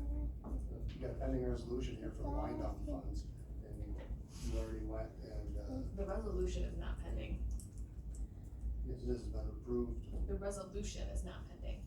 Or not resolution, but I guess, it's been approved for property personnel already, and, So, being that this property right here, we're I get what you're approving saying. the resolution, I think that could be explained, the whole sort of scope of things at, the county board meeting. But I don't think that needs to be the language in there that was approved, that we talked about it before. There wasn't an actual resolution until the actual resolution is here now, so I think, in my opinion, this resolution covers that. You can have the information packet about. I'm fine with that. Okay. I didn't know how to explain. I know what you're saying, but, there wasn't an actual resolution, until, today, we'll call for this resolution, and we're recommending the resolution, sign off it, and then forward it to the county board. And then, I guess I just wanna bring it up, I see the agenda was out for the county board, and I see I'm not on there. That's okay, For the that's resolution. okay, we planned on doing an addendum if this passed. So if this goes through property, Then we do an addendum, that we were planning on doing it one Monday morning, that's what needed to be.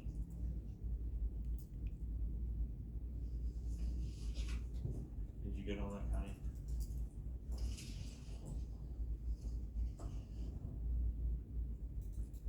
Okay, did you still second what the?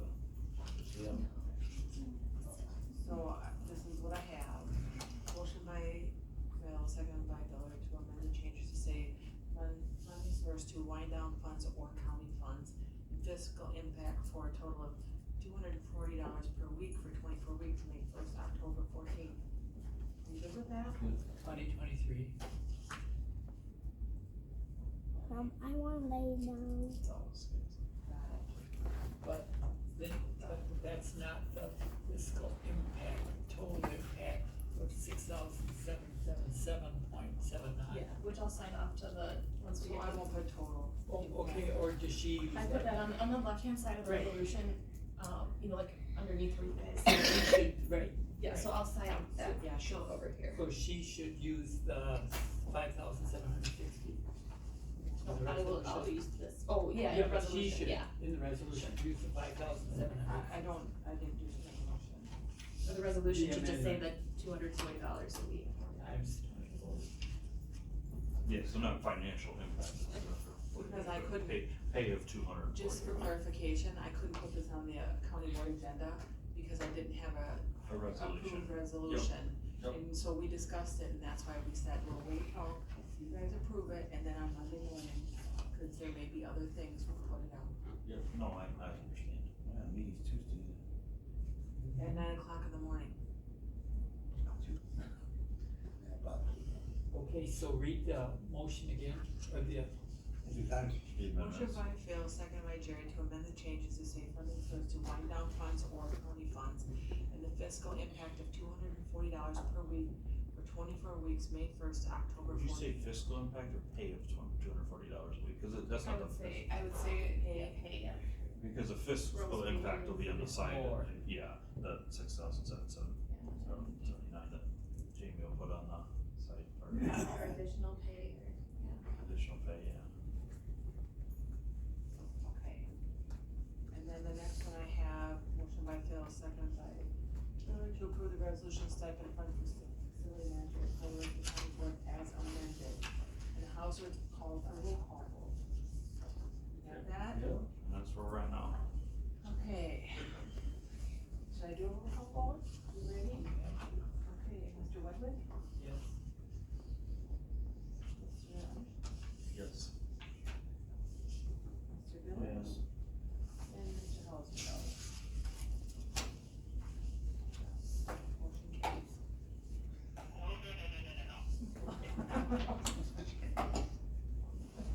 Now then. I don't have one, so. I have to verbiage. Now who's gonna sign this thing? We have to redo it, so if that works, somebody, we can either do it at county board or, we've done that before. I think the person who made the motion should sign it, Okay, I can come in next week. Monday. since I'm not paid. Well, when Gary has it done, Why would I sign something I'm not paid? What do I have to put on it now then? I mean, I guess, I'll can give you the somebody send me something? Yeah, she'll give you the wording. I'll give you the wording. And it's actually a couple more hours than have on here, it's just simplify it. I just wanna know what I gotta put on. I've never done one before. I got sent a blank one. She'll take care of it. Okay. that's what Yeah. everybody gets.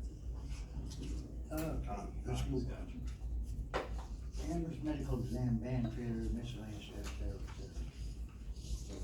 My first resolution. Who's taking care of that? I just looked at an old one. Well, hi, good morning. Good morning. I guess, I'm good. I'm gonna fill the wheel. I said I hope this don't take as long as the last one. No, it won't. I think Gary just put it on the agenda so that we could talk about, you know, the hospital's getting torn down, so is the building that the ambulance is sitting in over there. I need a home that's not polluted with fiberglass, dust and stuff, because I've had some patients even complain about being ill in that ambulance that was sitting over there, so I can't go back to Gates, it has to go somewhere. It has to be heated, but not extreme heat, 50 degrees is enough. It's plugged in and all that, it's just the medications we can't have freezing. So this morning it was 47 degrees in that garage, so it's not terrible yet, it's supposed to be warm for the next few days, for the next few weeks, but I've been working on this for months and we haven't got anything done yet. With the city or figuring something out in one of our buildings, cause every time we come up with a space, then there's a reason why it can't be there. You know, it's rented out to somebody else, it's this or that. You guys own the ambulance service, unless you want that bastard sitting out in the snowbank somewhere, we gotta find a place. And soon, we're running out of fall. I thought you were going to do RCTC.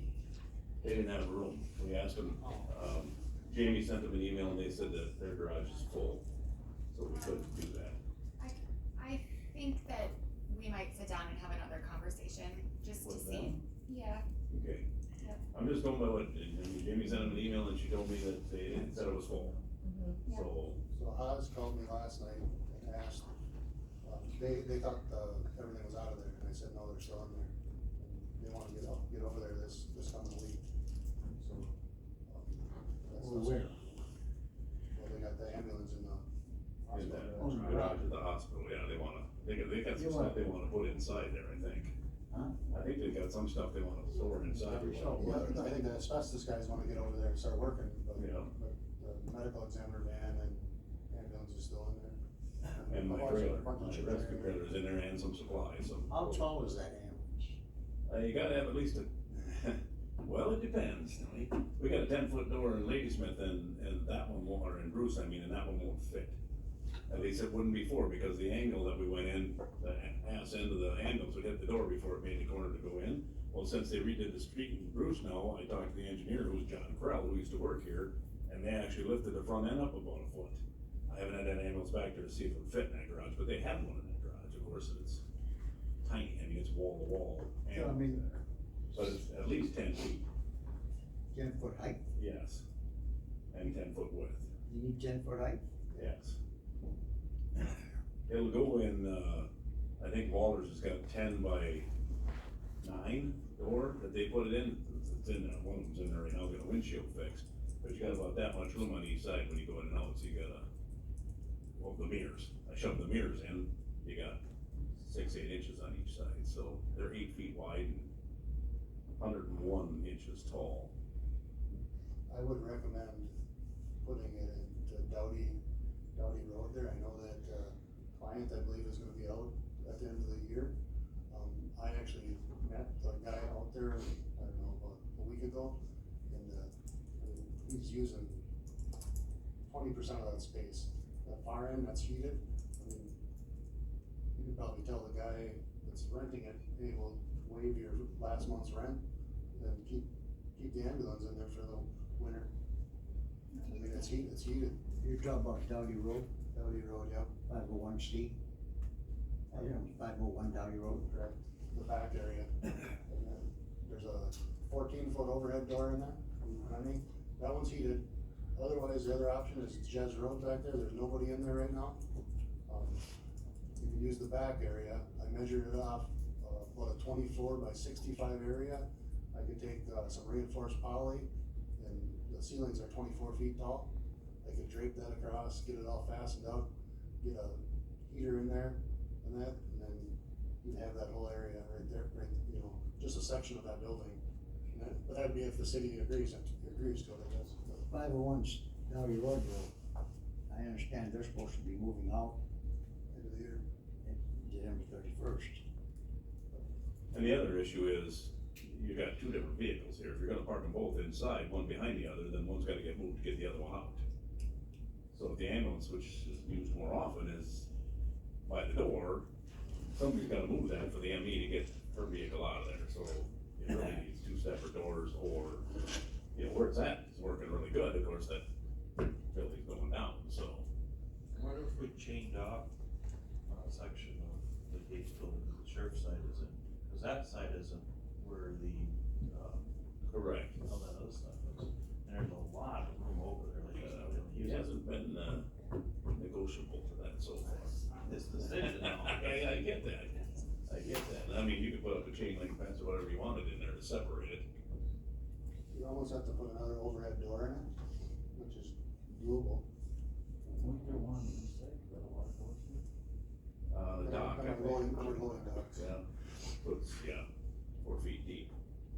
Not the dam is gonna make that jump, but, you know, be a little rough on it. But I thought about that as well. Right now where the door is on the opposite side there, the main side there, we could build a partition wall up, whatever, 20 by 30 or whatever, and have Tom pull right in there. And that, Isn't there cameras in there? Inside these storage, side, no. I would think the sheriff would want cameras on his confiscated materials. If you put a wall in, you put a camera in there so that you know if somebody crosses the fence and you're done. But, I mean, what they have for compass, they're just like, if somebody comes up with a vehicle. Right. they're Or gonna- he goes take something out of the vehicle, I mean, steal a radio or take something out that they had hidden in there or whatever. Right now they can't get in, but. That still don't We sell don't the really wanna go put another door out there either, but that's, city at least. that building's with the city too. Yeah, that one's with the city. It's always my option, you guys wanna hear, and that's build a building. We can get right on her, I probably got the funds. Oh, possibly. No, it's from like this year, I'll have funds roll over because I get my ambulance this year. You know, that's a lot. So that's gotta roll into next year. Because we're possibly giving them Too much money, yeah. on the record. I've never you could complained build about it. half of that lot, you could build it enclosed, heated, and you could do the other half like just like a pavilion overhang where you can park all the fleet cars under there so the snow don't get on them. Or you could build the whole building. Where are you talking about this? The old church. Oh, over here, yeah. And it's on the right side of the tracks, right now I'm on the east side, or west side of the tracks, and the thought was always to have an ambulance on each side. That way, if the train's going by, you could probably still get to an, or crashes, wrecks things, you could probably still get to an ambulance. Either way, if you're gonna build something, you're still not getting it done by the time it's free. No, this would not fix the problem for this year. And be lucky to get it fixed for next year. You said you had money, Bill? Ask Jamie, I think I do. What's your budget? I think there's gonna be substantial amount that road is going after this year, cause I'm not gonna be spending my ambulance, 270,000 or whatever. You can build a building, no problem with that. Look that way. Yeah, it's pretty fancy. Yeah, the other thing is to leave a little, area that you could put an apartment, 2 apartments in there later on, so if you went 2 full-time trucks, you'd have a place ready for them to stay, you wouldn't have to rent something else, it's in the building. Well. So that's something to think about, but right now, we just need to fix the problem, we can think about that in the spring. This is discussion. Could we put a temporary wall in the each building to keep the fiberglass more secluded over? That's what I had told them multiple times, I mean, that should be done. It would help It should be done. as soon as possible. But that doesn't fix our problem with the city. Yeah. Still gonna be a source of, constant source of friction with the city of Lee's, no matter how you look at it. I mean, I'm gonna throw this out here, I don't necessarily wanna give it away, or not give it away, but, it might be too far out, but, the airport, we have our maintenance shop there, I mean, it's jam full of everything, but, if you absolutely needed a heated spot, you can park it there. I've done a little work on the ambulances there, I haven't been there and looked at it for a while, that's the one closest to the building, right? Right next door. Is that too far for? Well, it's a ways out for these people to run, they might not take call if they gotta run all the way over there. That was the idea of leaving the one at the garage here and the house right across the road, was to not have them run all the way to Tony. If my loader comes in this year, then I'll park the brand new loader outside.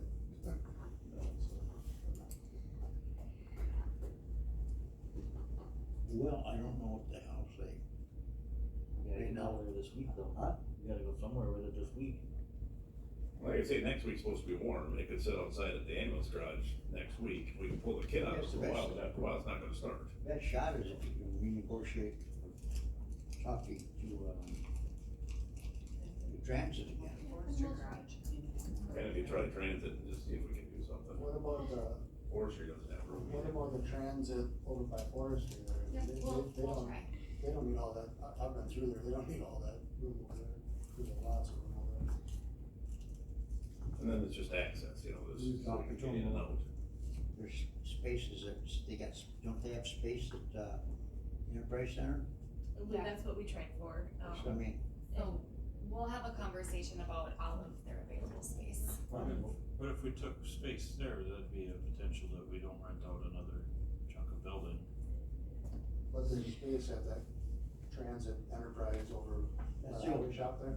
That's Forestry, Yeah. Forestry's over there. Yeah.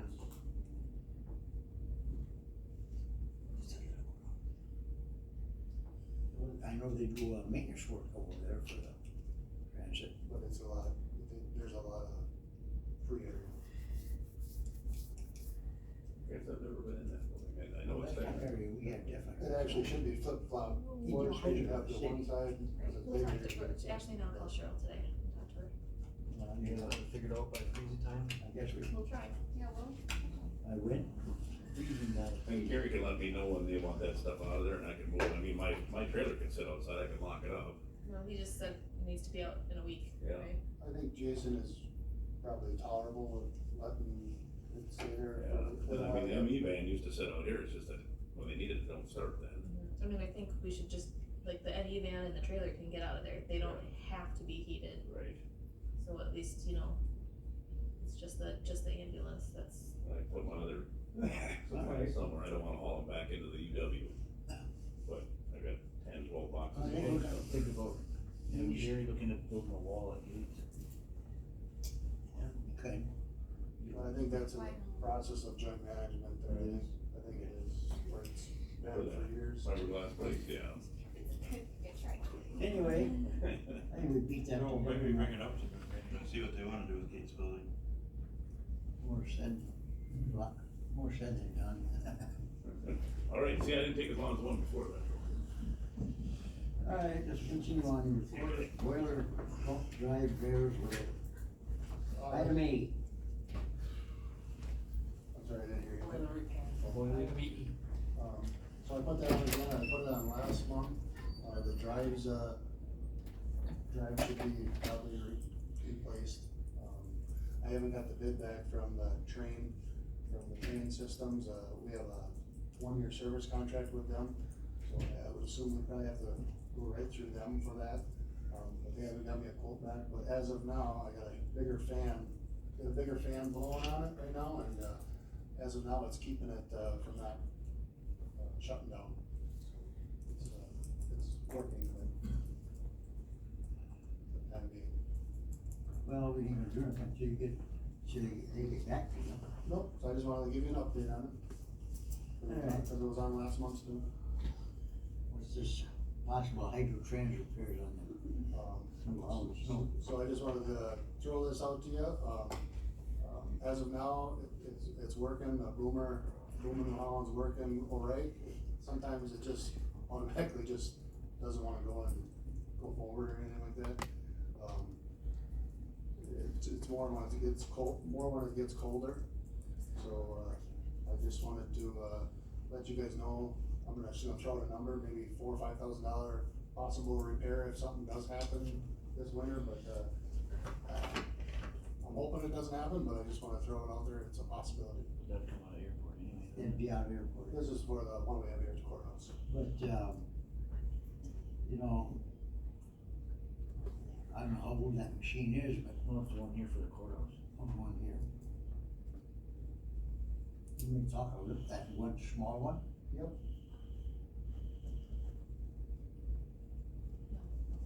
And that's used constantly for, you know. Don't you keep that inside? Correct. In your maintenance shop? Correct. It's fine right now, I just wanted to throw it out there, if something does happen, we need to get it replaced. So you're taking it in and having to flush it?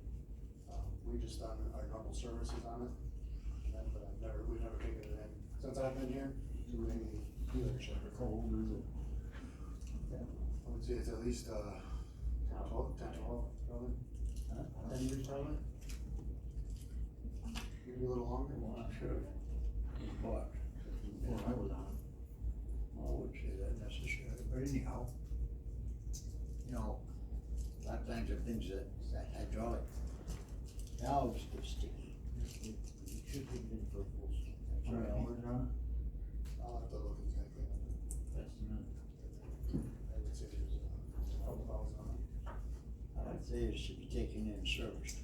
Maybe they flush them out, that helps with the hydros. And have them check it out, because before we actually start getting a heavy snow. We have a backup, smaller one that works just in case that one goes down. But I mean, as long as we have it, we should have it serviceable, as a condition. I would say, take whatever, I guess you gotta take it to Rice Lake, right? Swiderski or Rice Lake, yeah. Swiderski, okay. I think it might have been spot at Swiderski, I think, or Baraboo, I think it was spot. Yeah, they can flush it out and then they put a train in. I just wanted to bring Motion to that. that effect? Wanna make a motion back there? Have him take it over. Second? I'll second. Anybody got more discussion on it? Not all those in favor, signify by aye. Aye. Any opposed? Carries. Item G, didn't we just take that up? So I put this on there, so I have I'll pass these guys, out to you guys, here's my job description here, and, there are your names right on each one here. So, when I was hired, that's the job description that, I received from Elliot on the first day. And that, been doing all the, all the county stuff, no problem. I've been doing all the joint city stuff too. Attached to that, you'll see my 2022 hours and 2023 hours for the city-owned buildings, for a PARS report that I put total hours on there for 22 and 23.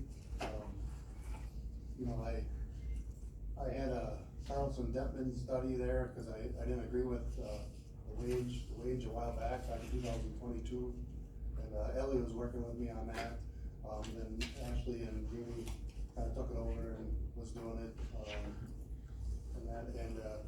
I kinda got declined on it, but I don't think they took into effect kind of everything, I don't think, they kinda said I had standalone jobs and whatever, vice versa, but what I'm requesting is that you guys take into account all the city stuff I do that's extra, that requires me to work all these extra hours, to get done with my county stuff and the city buildings.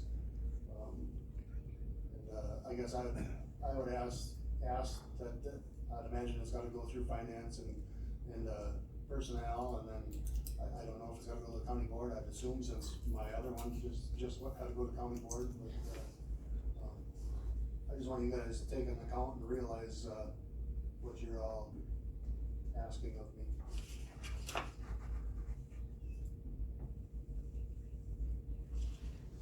Well, you need to, I would say the first place you ought to go is personnel, my opinion. Because they're the ones that decide to try the job descriptions, and we make recommendations for job classification, pay, whatever you call it, to send out to the committees.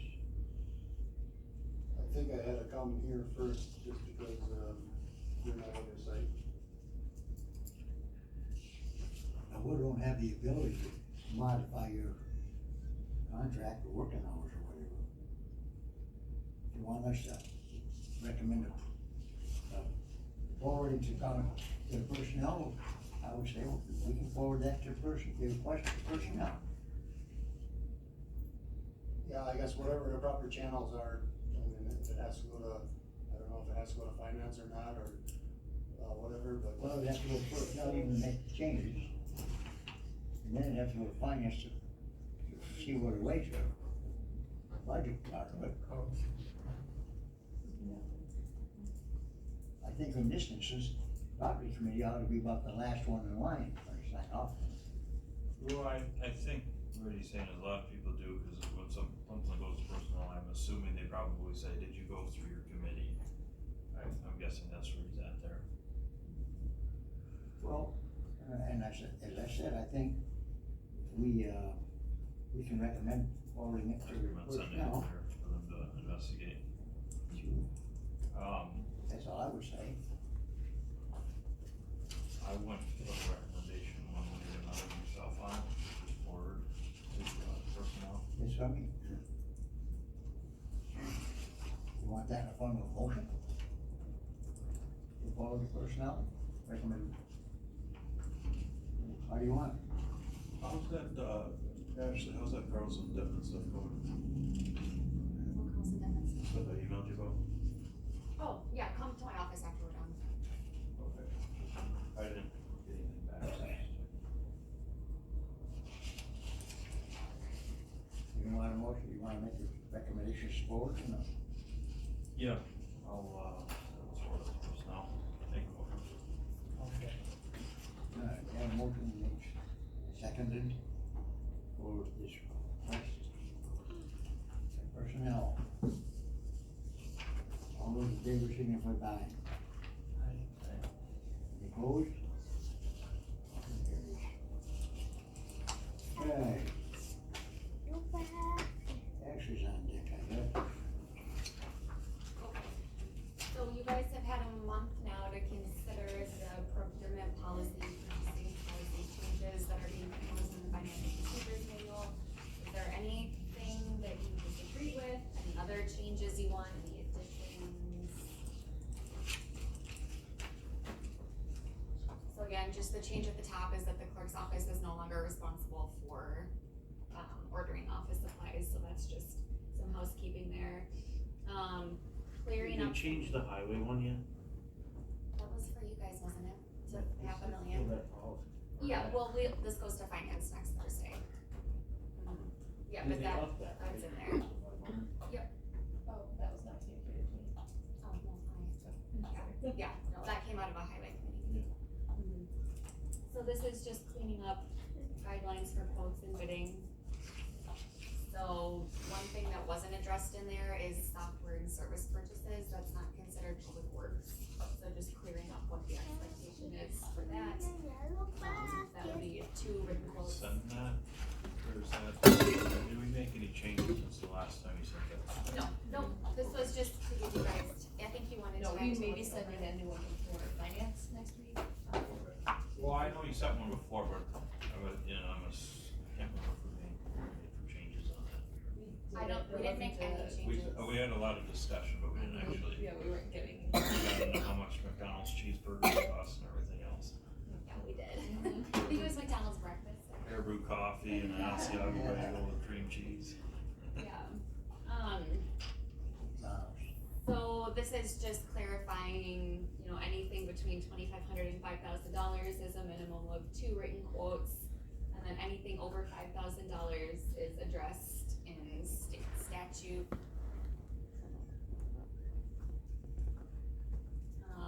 Cleaning up what the bidding process is. So all bids going to the clerk's office with the exception of obviously highway projects and timber sales. Are these changes gonna be brought to the full county board? Yes, the financial procedures manual eventually, once it goes through finance, will go to the board. Yeah, it doesn't, minimal changes are not required, but if substantial changes are made, they are.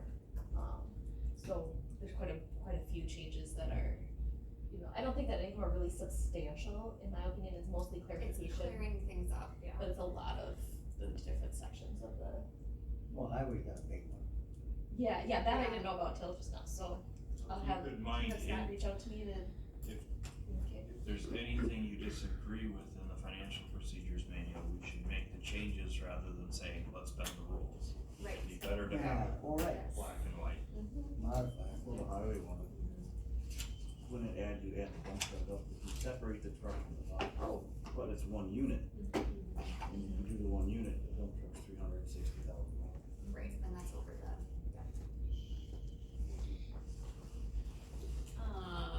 and then I think we briefly touched on this last time, the debarred contractors.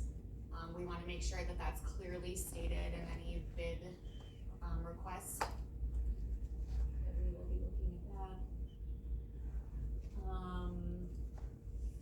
Any questions need to be in writing because we need to be fair to all bidders. So if one contractor asks a question, we need to make that available to all bidders so they have the same information.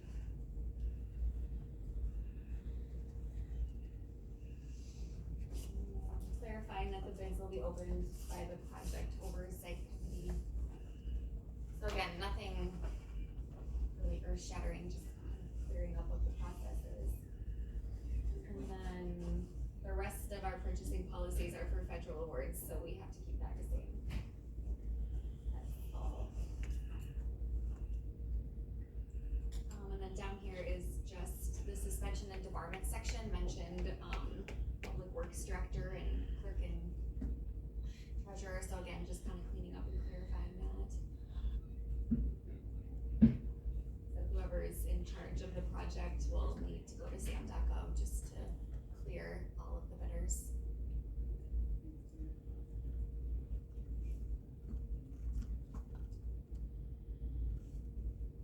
So, anything from this, cause you guys deal with this the most, so anything from your point of view that you'd like? That's on the website, isn't it? On our email website, or email, On your email, yeah. It came from Jamie. yeah, for the proposed changes of the. Yes. Yeah, it looks just like this, so Yeah. like the proposed changes are in red, so you can clearly see what's being. Yeah. The opening the bid part, Go to opening of bids. I would say we could have the, department head do it. I like instead of opening them here, you have the deadline and then they open them, then they have them printed out then we ain't gotta sit here for an hour or two doing it. Right, but in the name of transparency, if we open them in an open meeting, everything is on record, and the bids all need to go in minutes anyways.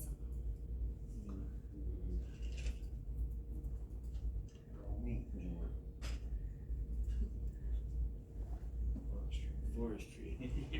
Ah, you sit there for 3 hours. We don't have very often with that. That's just Forestry twice a we year. do. Yeah. No, the forestry with the timber bitch, I know that. Bring snacks. Yeah, we'll do dinner, Jerry, or something. You can actually have just a bid opening. Yeah, could have, You can do that very separate, so you can. that's actually a bid opening meeting. Specifically for bid opening. This policy lets that, right, happen? What's that? This policy will let that happen. Oh, yeah, if you wanna have a special meeting just to do bids, yeah. Not charging more. What? Well, just couldn't charge anymore. Okay, so that's all I had, just wanted you guys to see this one last time before we go to finance next week. Oh, you're gonna see it again, Donna? What's that? So you need a motion? This is just one chapter out of it, Jerry. I know. Okay, great. And it's a small chapter. Yeah, we've seen that for quite a while. Okay, are we done with that? Alright, airport. So airport, update, we have, done some concrete repairs out there, we've done some caulking of some, bigger cracks, we've done some lighting repairs out there for the building, for the hangars.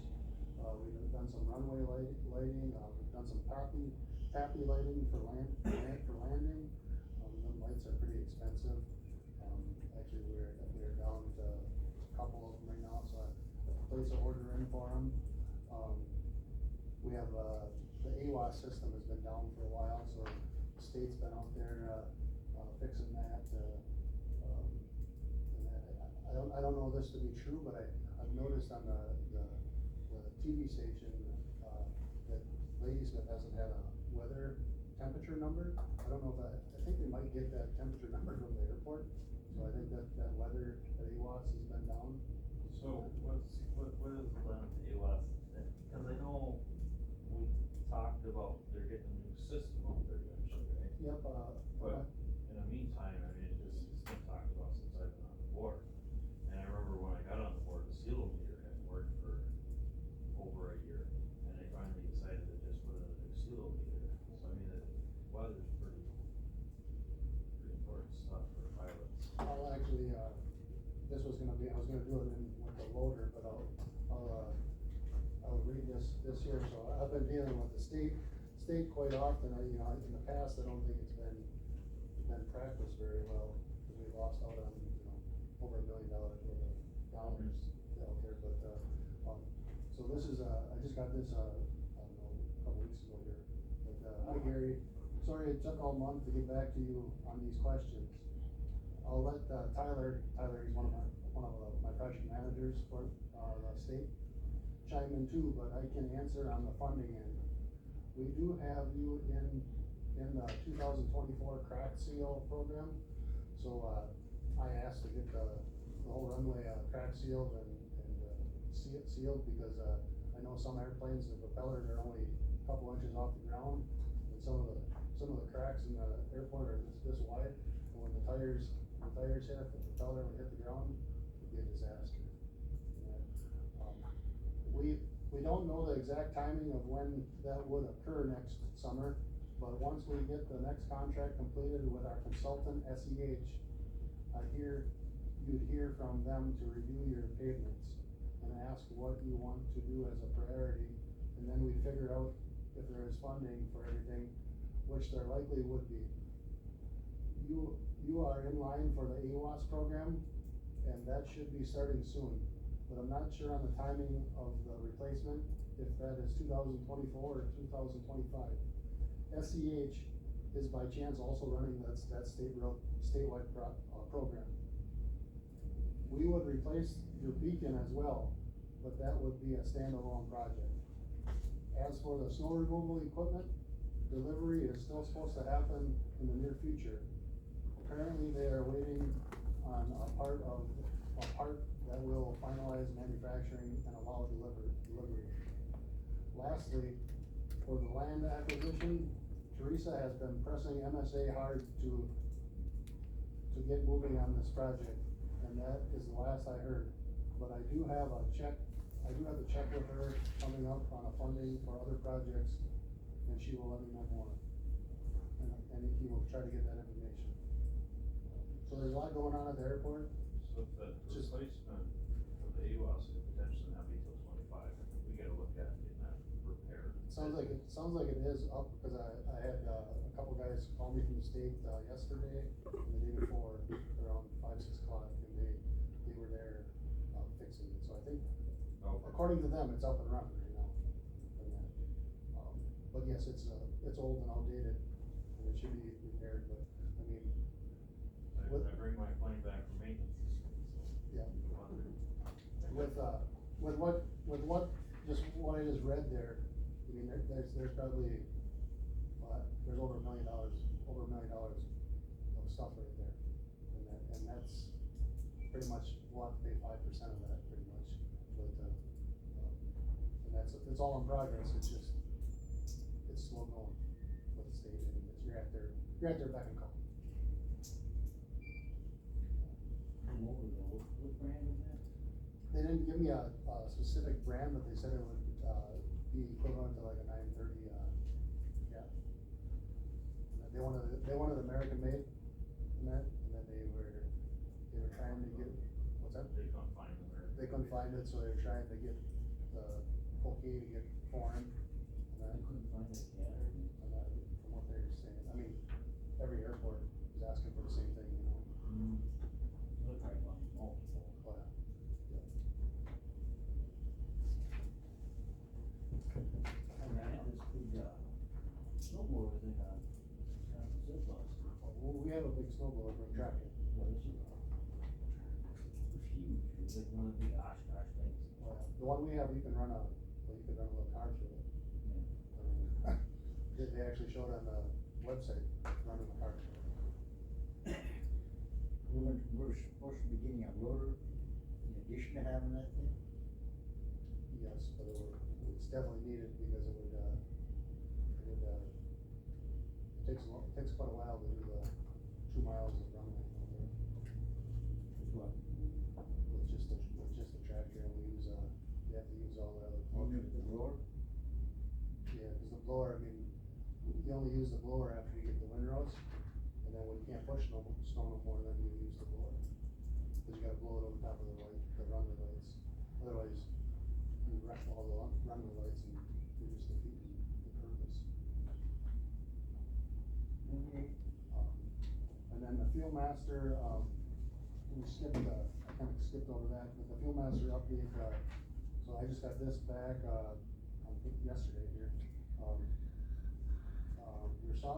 We're just waiting on the software is good to go, however, we are still missing the tar sheets for the merchant account with the AHT, so their payment account here is not set up. So I'm dealing with this Dawn from a different company to try to get that set up here.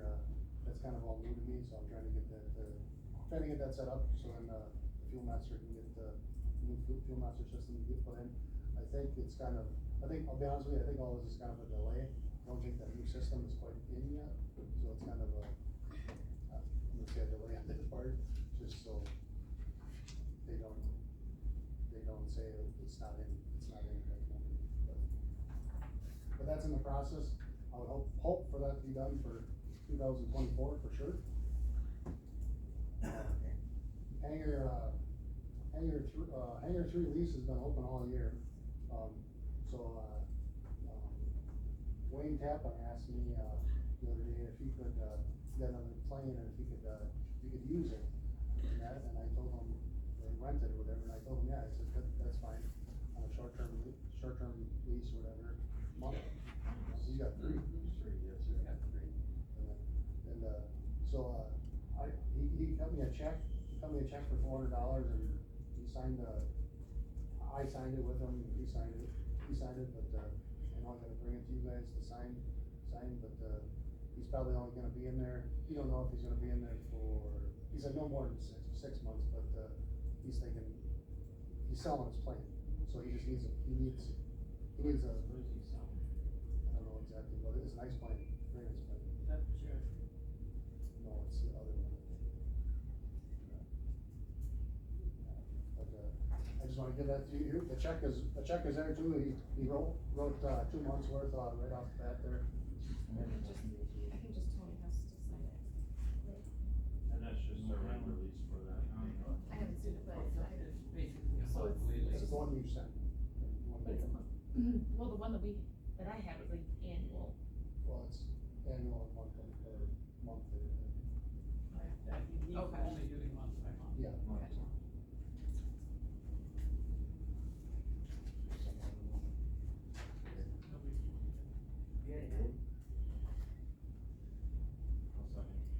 all right, we have a motion, we can say to approve that. Could I get a copy of that, so I can just give it to him then, too? The sign copy, so. Yeah, we'll go sign it. Here, you double check the We got it, verbiage of yeah. yearly or month to month. Yeah, just making sure that the, Probably be term date is.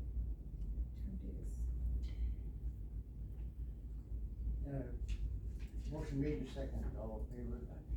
Aye. Anybody opposed? Motion carries. All right, insurance claims are waived. So we're waiting on a few insurance checks for different, claims on vehicles. Cause we had a few hail damage from, July, highways turning in some old claims, so hopefully next month we'll have some more updated numbers on those. Working through the insurance renewal process right now.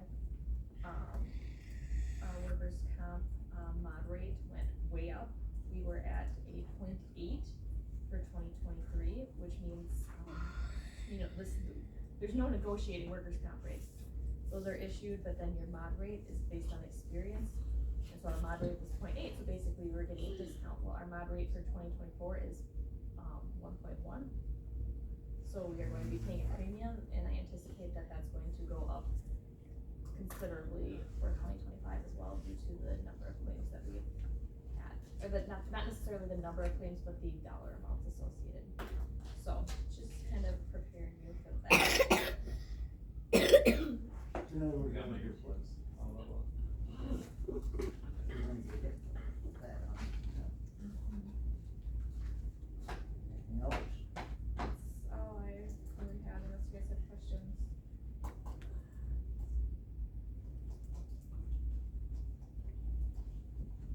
You've got on your liability tree claim, what do you mean by tree claim? So, that's something you file with the insurance company if you think that it may result Oh. in an actual claim being filed. It's just an alert. Yep, and then, if there's, we have costs associated with it now, they would get reimbursed if it ends up actually being a claim.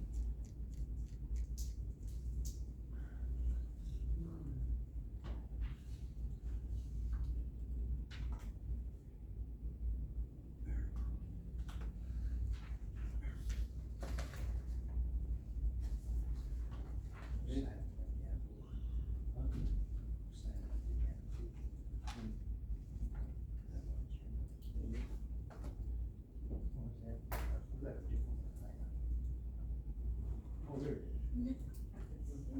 Can't read this. Being your last long.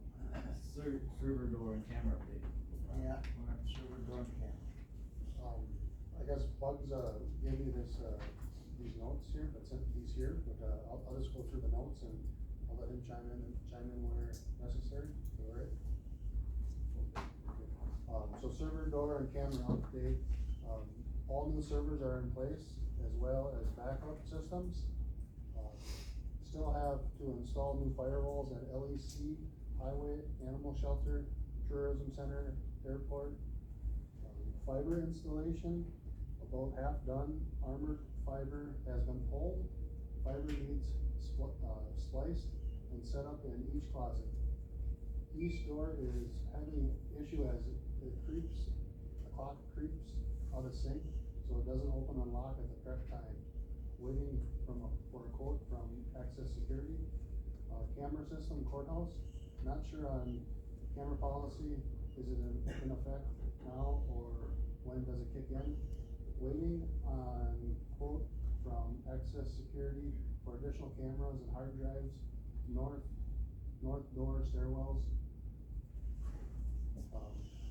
Moving on to the B there, the NWCEP Northwest Wisconsin Concentrated Employment Program.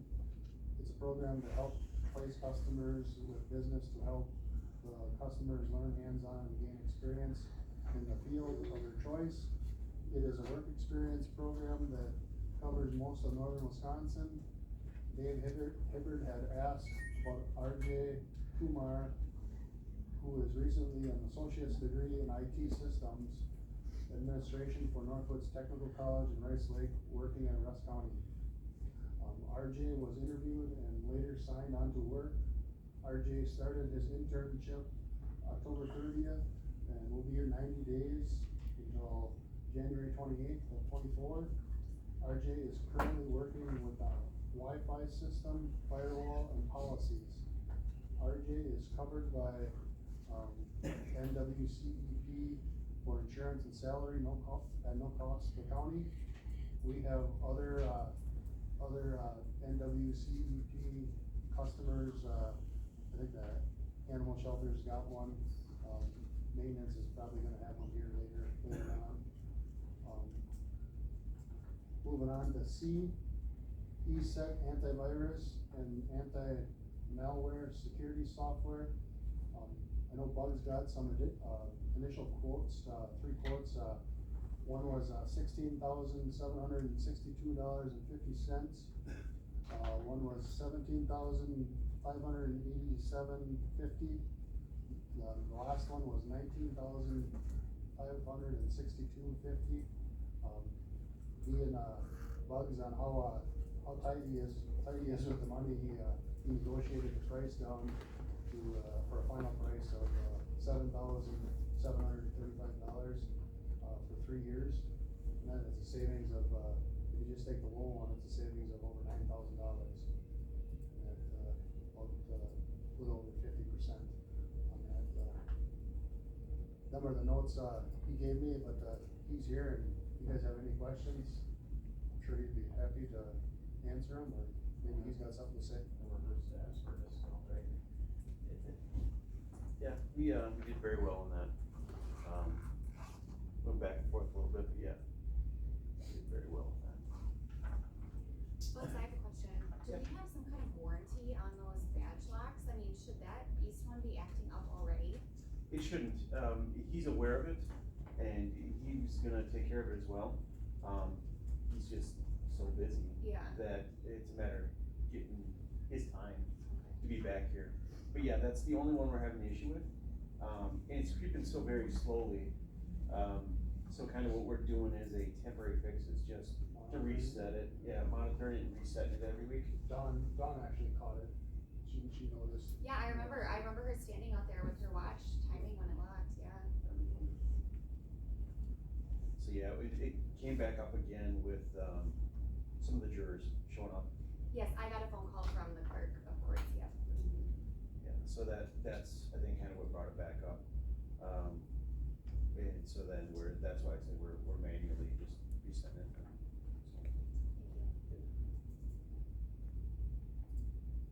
Anything else? That you said, No, because it's a continuing contract, or it's a continuing project. So that's one of the ones we continue to go. It was just a substantially lower than we.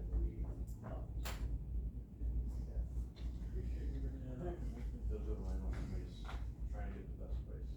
No, I'm trying to find stuff. Just kidding.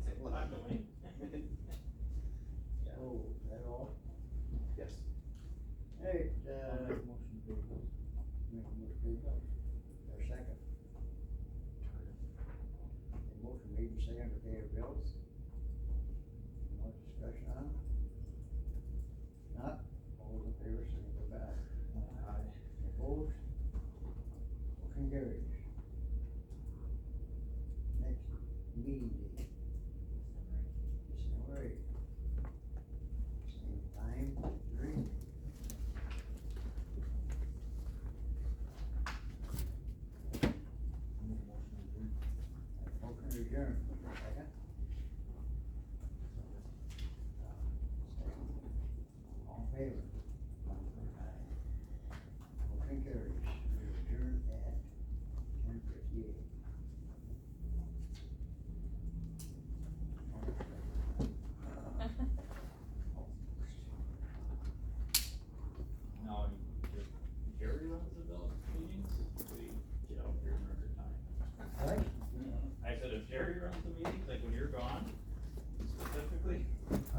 mean, we're super fast, this way, Just say, no matter what kind of meeting you're in, Jerry, knock it down by 25%. I got it.